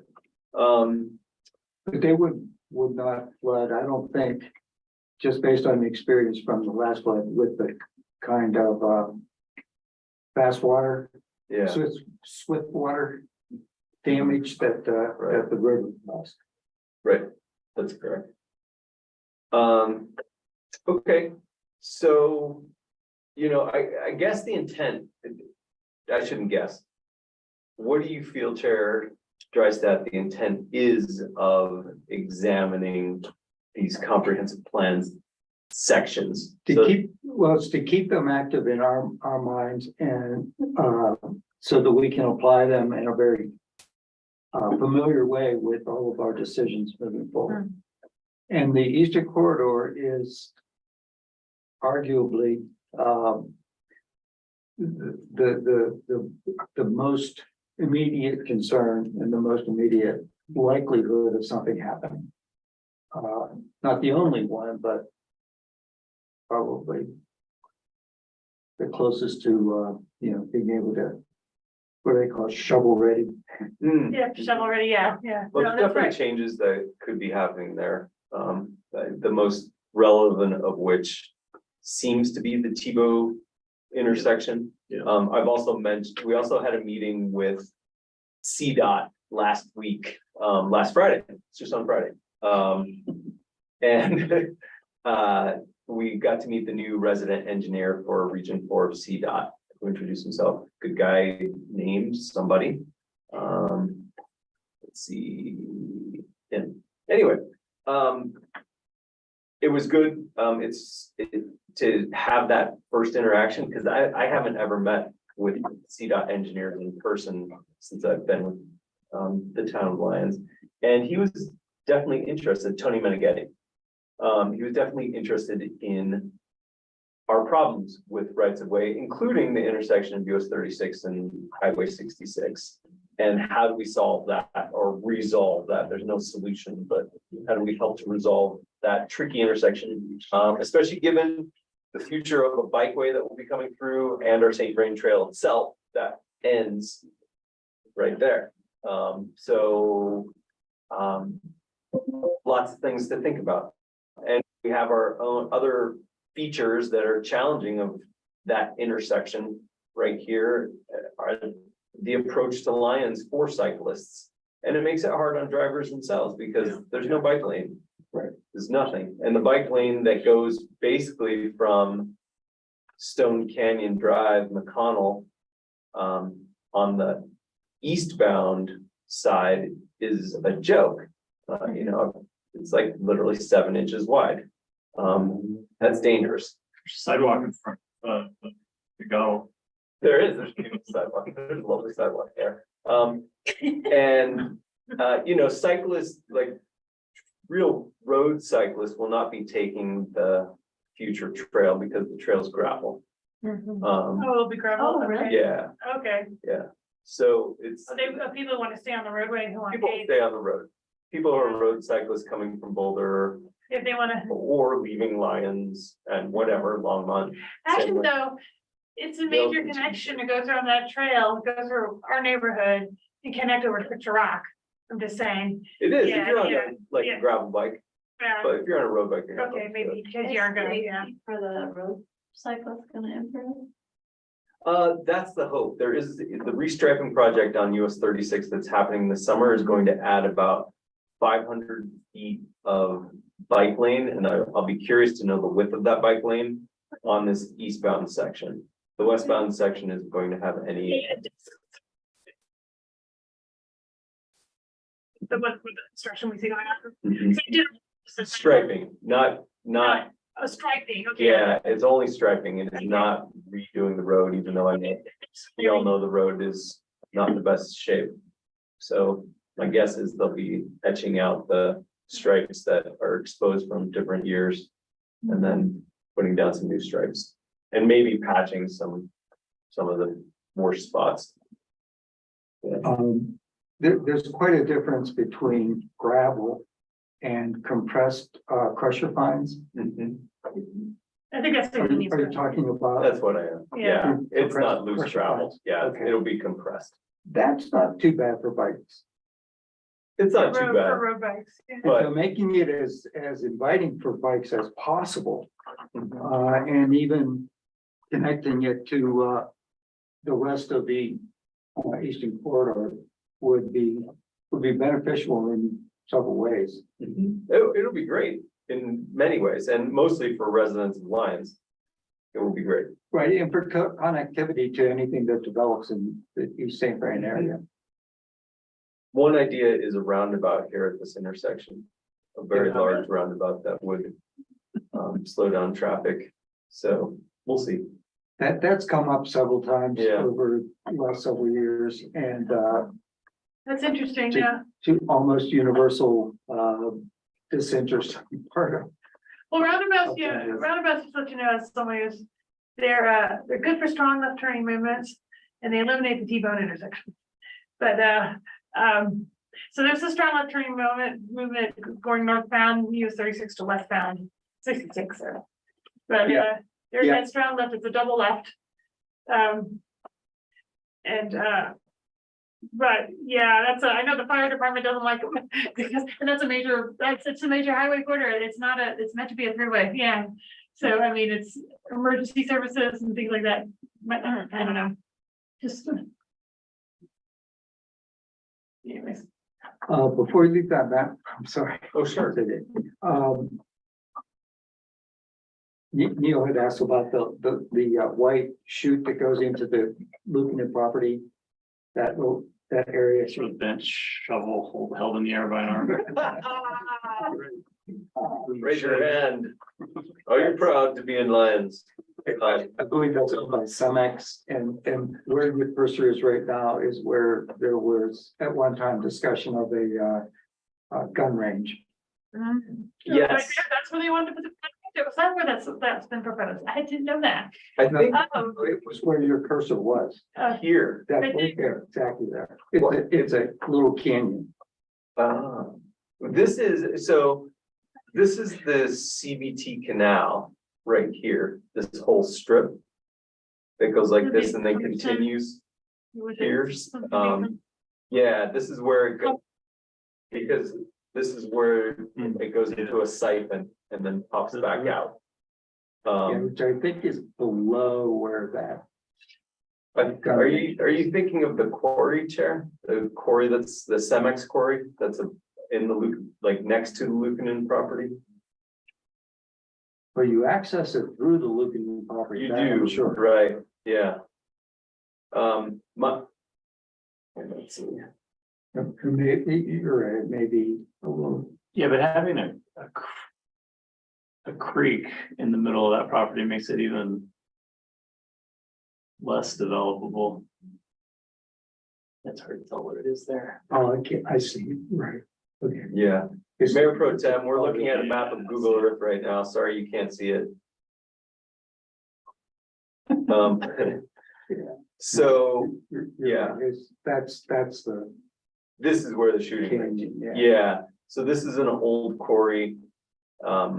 And I've also heard Administrator Simonson talk about someone's interested in this as a potential amphitheater. All sorts of different things. That's the, This is where it was proposed Oh, at okay. one time. And this would be the proposed potential residential portion of the Lucanen property, residential mixed use, whatever, that's where they have all their stone that they keep in that Mhm. area, pallets and pallets of stone. yeah. And then this is the CBT canal. Okay. After it comes out from going underneath. The same thing, which is a Okay. mighty feat of engineering. Fascinating. So the road, But we can't put a bike path over it. That'd Oh, be too no, much. no, no, no, no. But we can take under the same Green River. Wow. so the road that goes from 36 to the quarry, the old quarry. Yeah, The quarry itself is owned by Cemex, I believe, the quarry is owned by Cemex. Yes, this is still owned by Cemex. and the road to it is owned by Lucan. Lucanen with probably some sort of easement. Yeah, so I'm sure CMX would play nice when we. Yeah. Try to develop it. Yeah, Although I think when they were trying to go back to look at it for the gun range, there had to be some negotiation to cross it. Yeah. Not being Cemex, so Cemex actually escorted us back there.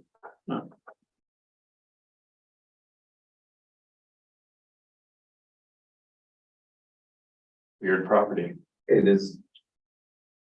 It's got everything, floodway, it's got, It's got a little bit of everything and the Lucanen family is interested. yeah. So we'll see what happens to that. Anyway, getting back to the discussion about the East St. Vrain, East St. Vrain planning area portion of the comp plan. Is there anything that, any other things the commission would like me to take away and bring to the attention of staff at this time? And if not, that's fine too. You know, this is the first time we've gone through this exercise of looking at a piece of the comp plan retroactively. Not a directive, but it is interesting to hear, and you're the representative of staff, right? So like, you're, you know, I A don't. lot of times it's me talking to myself. Sure, right. It's all town. But it did seem like you're kind of down on the idea that it would be a home run to develop the Eastern Corridor if I just read between the lines. And that's fine, like you're welcome to have whatever opinions and feelings you have about it, but it's the first I've ever heard anyone talk negatively about the East St. Vrain corridor, so I'm just curious Yeah. if like that's, I don't You know, know- concerning is not the right word, but like, should we need to be convinced as a planning commission maybe that this isn't as imminently developable as we've been thinking of it all these years? Not necessarily, it's a great point. You know, take what I say, I think I mentioned it, if I didn't, I'm sorry, but it's my opinion. I think I said that, my Yeah, you did. opinion as a planner. No, of course, but you have which more experience than we do as planners, so It's, I like to listen to and, you. and every planner has their own take on things. You know, my particular take is, I like the concept of this part of Lions But that's all better than coming from the planner, but that's the traditional planner thing. stretching out Lions further. And so I try to hone in on ideas that would help to accentuate the area of the immediate vicinity of Lions, and I see this as a distraction. But that said, there already is a host of development that has happened here over the decades, especially right here at this intersection. And it is a gateway in transportation planning into Lyons. If you want to come into Lyons from the outside or from the east, you're coming through this intersection. So it's understandable that we have an interest here. And we also, I think the thought of expanding Lyons's footprint to the east in this area seems like a natural, because when I think a lot of times people think, well, there's nothing left in the Lyons Valley area to do. It's full. But you know, I don't know. I think this has been seen as a pressure valve, and we can just, anything new, we can just default over to here. But when you look at the reality of it, so these colors that you're seeing, Mayor Pro Tem, can you see the Google Earth map? Yeah, good. These colors that you see this is a floodplain map. And so everything in pink is a floodway, which means you can't touch it. Everything in blue is 1% annual flood hazard area, which represents severe development restrictions. It's doable, but there's restrictions. This orange shading is the 0.2% annual chance of the 500-year floodplain, and more can be done there. That said, you know, when you look at this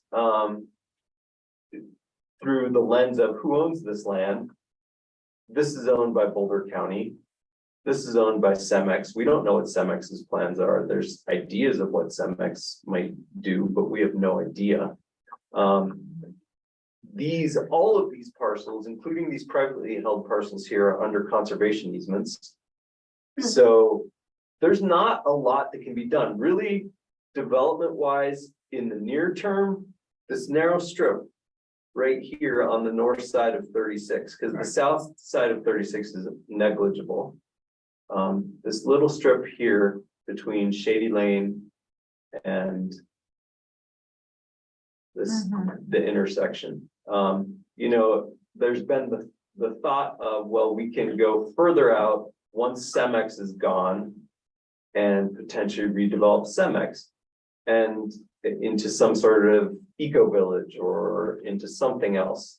And the area right now under our current agreement with Boulder County that we have as a municipal influence area is the plant. You know, it's the most contaminated part of the whole Cemex land. When they destroy this, I shouldn't say when, we don't know what's going to happen. If this gets demolished, they do not have to remove all the materials. And in all likelihood, the state says they won't. They'll probably just bury it in place under their 1966 agreement with the state of Colorado.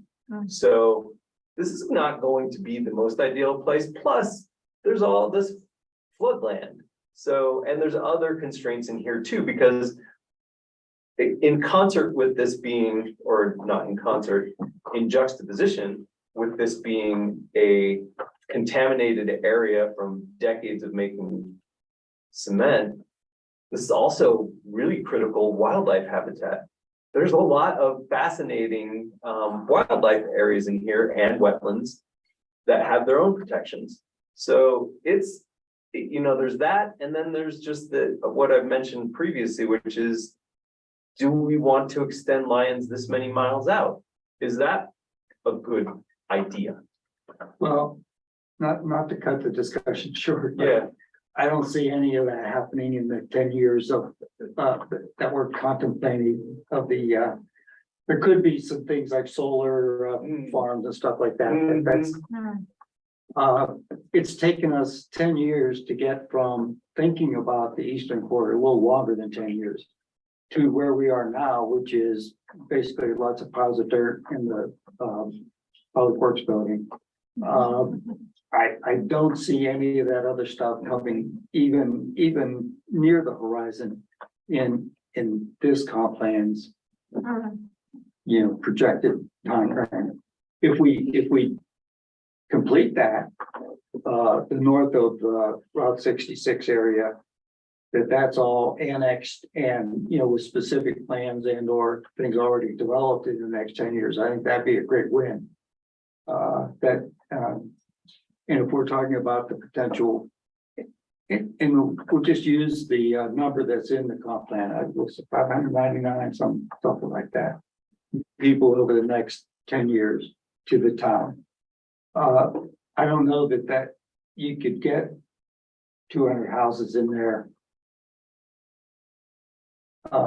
In the best of cases, so we probably are looking for other areas as well.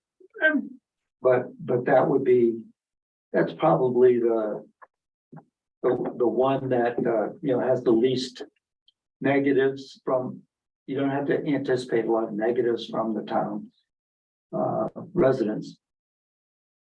And it's, it has a lot of features, like it doesn't have steep slopes right in that area. When we talked about the design guidelines for this area before. Yeah.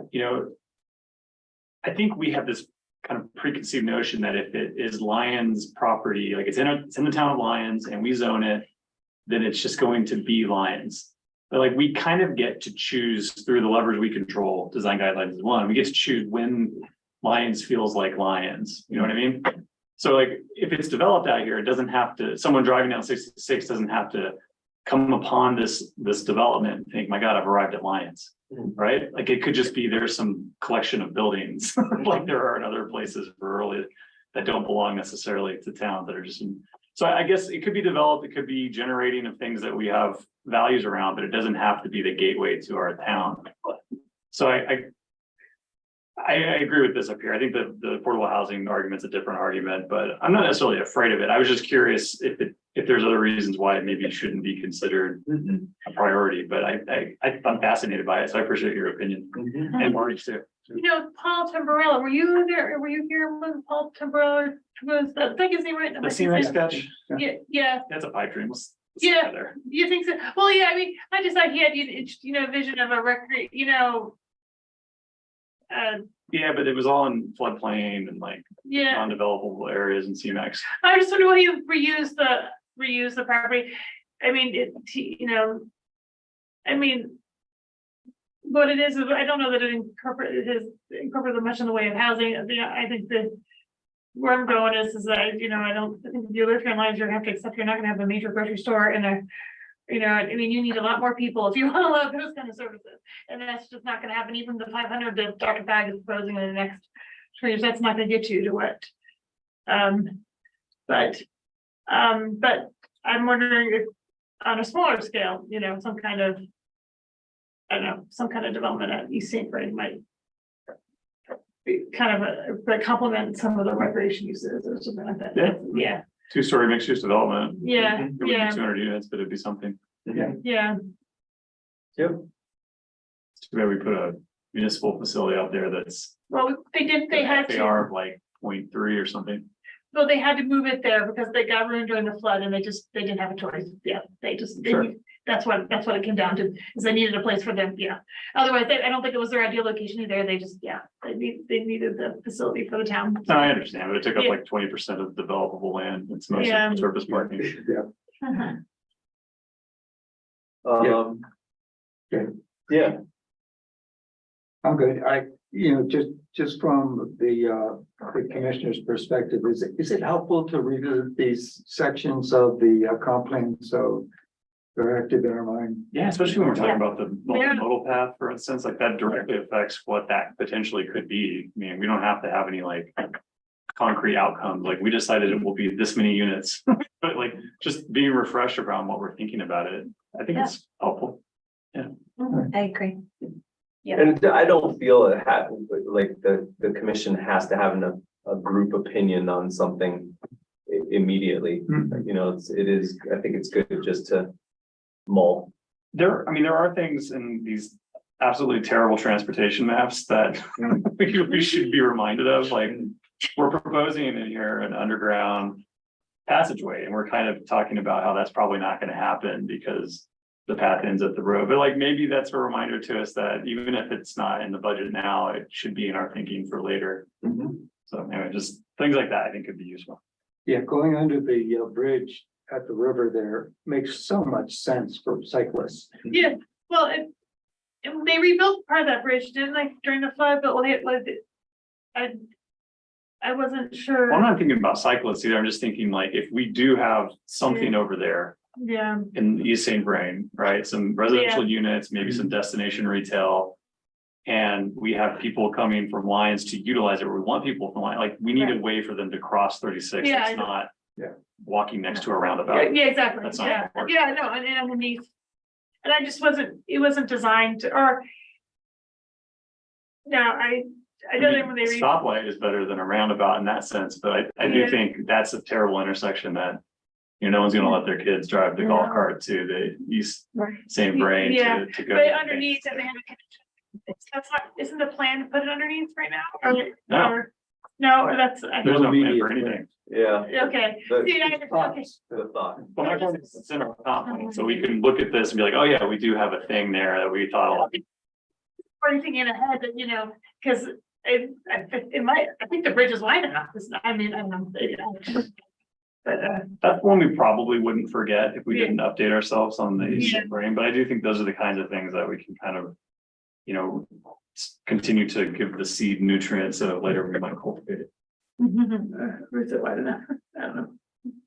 Yeah, one thing it does do that this has reminded me is the Lucanen lot is probably something to consider more actively than we did, for example, during the what was it called, the 3 mile Mm. primary planning document. Oh, the LPPA. Yeah. There was some description of it in there, but it didn't get the play that the old water treatment plant. did. Mhm. I mean, it would be very valuable to them to have it zoned and annexed in Lyons, right? Because right now it's agriculturally zoned to the Well, county. that's what It's actually Victoria was saying, zoned yeah. General industrial. Right, okay, Yeah. even worse. Mm. So they can't really sell it. Well, they could, but they can't really sell it to be developable for like a best use unless we were to annex it. So if we annexed it and made it some sort of R zoning or a mixed use zoning or something, then all of a sudden it's way more valuable to them. Much more. Yeah. Yep, much more. So we have like an actual partnership with them, or we might get some things we need, maybe not ideal, but we get some things we need and they get something that they need. And it is possible, when we were talking to the Lucanans, I mentioned the idea of connecting to the South Ledge ditch formally and having that be an actual trail access. And Mike Lucanen thought that could happen. Said you'd have to blast through a little bit of rock right here to make it happen. I've all been up there, right? But yeah, to this point, it's decently safe until you get to here. Is that where the pipe is? It's piped, yeah, it's Yeah. piped like along here, Yeah, I've gotten I couldn't get past the, the rock ledge. okay, Yeah. did you get all the way over there? I have not gotten up. No, I've only been able to as far as the pipe, because we used to walk it. Yeah. Seriously. Sorry about it. No, and people during the flood, people bushwhacked through there because that was the only way out, and that's the way out into our neighborhood. Yeah, no, and you can just walk along the ditch and get to the pipe, and that's where you stop. And it does get maintained. Someone does go through there occasionally. I don't know, have you ever done it? I don't know. No, instead, someone just cut through. One time I went through and someone freshly cut through there. So I don't know if it's the Lucan and Pila themselves or something, but I was like, oh, this is all like fresh, clear cut, something cutting here. But yeah, yeah, there's a pipe in your pie and then, yeah. So we're more interested in the north part of the Lucan property, right? Yeah, Other side of the river. We're interested in both. Yeah, but for annexation, it would be like commercial development to the north and potentially residential development to the south. It would be, yeah, So kind of so how the staff's thinking about it, this is floodplain here. but not all So of it, right? here, this would be, the thought that the Lucanans have is a campground facility here. And potentially small commercial that's outside of the floodplain right here. It's in the 100-year floodplain, right? It's blue, it's not red. Some, a lot of it. Yeah, so that all is developable, the blue stuff, The right? blue, if you build 2 feet above base flood elevation, which- if it's annexed into Lyons. Right. In Boulder County, that's not the case. Their floodplain restrictions are different. I wouldn't, the 2 feet above base flood is not, that's not developed. It's not prohibited. developable. Right. Yeah. I don't even think it's that big of a hurdle to jump, to be honest, but the red's a no-go, right? The red is The floodway, very right? limited. Yeah. Yeah. In this area here. The thought would be this could be a commercial area. And then this could be the mixed use residential. Well, to me, the blue area north, that's just to the south of 66, seems like something that would be of interest to Lions to control. Yeah. I think we're interested in Yeah, sure. every bit of it. I think in their mind, it would be all or nothing, and it might have to be that.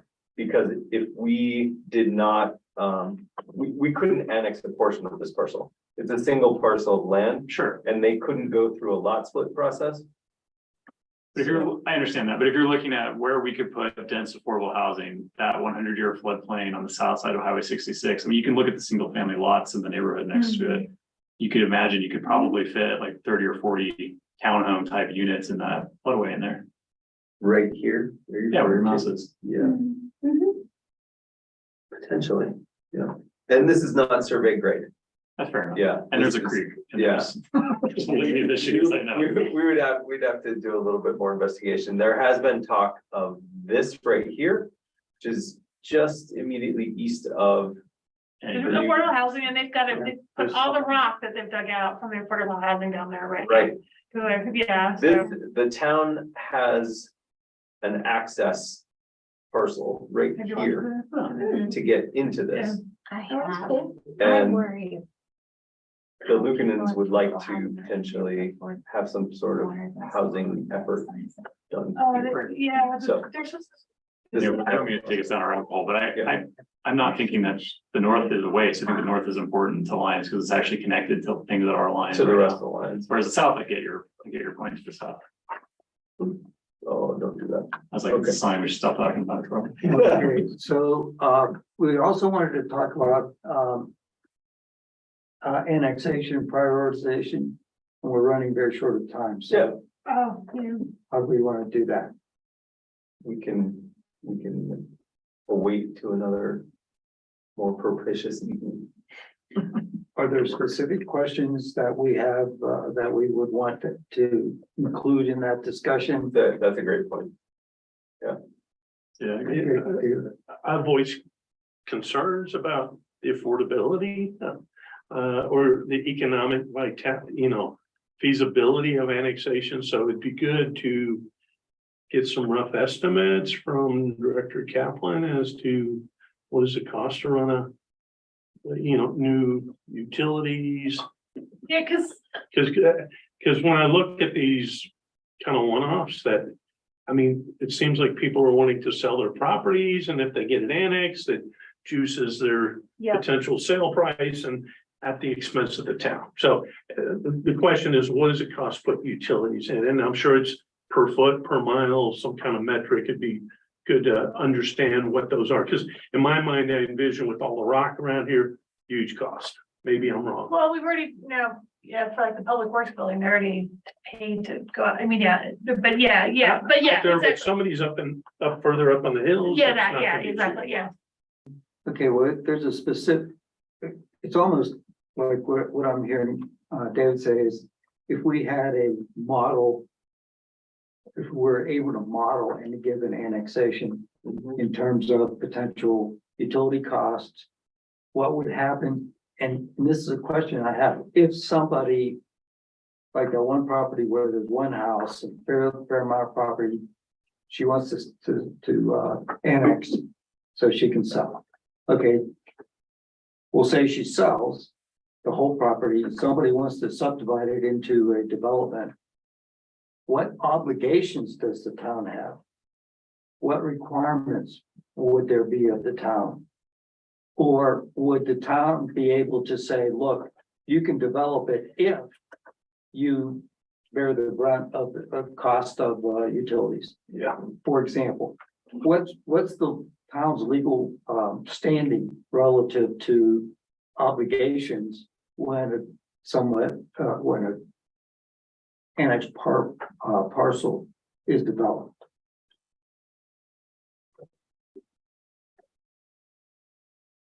I think we need to be pretty clear on that way ahead of time.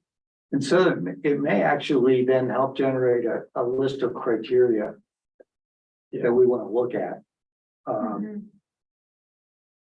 And one of the things that going through a hearty effort at identifying criteria can be helpful, because if we're just dealing with the question when it comes up, do we want to annex this property? May or may not be the best time to start looking at criteria, because it may be a little biased to begin with. And it's good to bring objectivity from the time when you weren't under any pressure. Okay, that's a great question. I would just add, how do we prioritize these different parcels and how does those priorities relate to the comprehensive? So that we're really, I think, thinking about the highest impact parcels and think about. Yeah, to me, the equation is what's the benefit to the town versus the cost of the Yeah. town? And so how do we define Yeah. what are benefits Yeah. to the town? Yeah. Exactly right. Yeah, and I think that was the intent of this discussion, was to try to come up with I don't know if you can come up with a rubric, but a list of priority annexation areas. And a rationale for each of them, you know, so that the rationale can be, 5 years from now, people may not remember why we ranked it 1 through 10. There's a little bit of the why we did it that way, would be helpful. And is that the end goal, is to kind of take some of these parcels we've been looking at and kind of rank them so we can focus? Well, at least have criteria for if it came up, Yeah, what would we Yeah. be looking at it and and why? why, Yeah. yeah. And specifically be able to get down to the nitty gritty Yeah. fairly quickly. I like that. Okay, Okay, so are there any other items for this evening's edification? hopefully there was some edifying going on. We've been edified for a couple of hours here. Okay, so I would entertain a motion to adjourn. I second. Somebody make So them. move. So, Yeah, that's right, yeah, sorry. I'm jumping ahead, sorry. I learned this. So- Okay, Move. yeah, I learned Moved by it. Commissioner Schwartz and seconded by Commissioner Scott.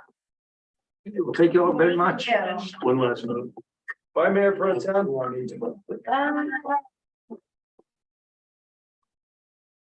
Technically, for me to vote for adjournment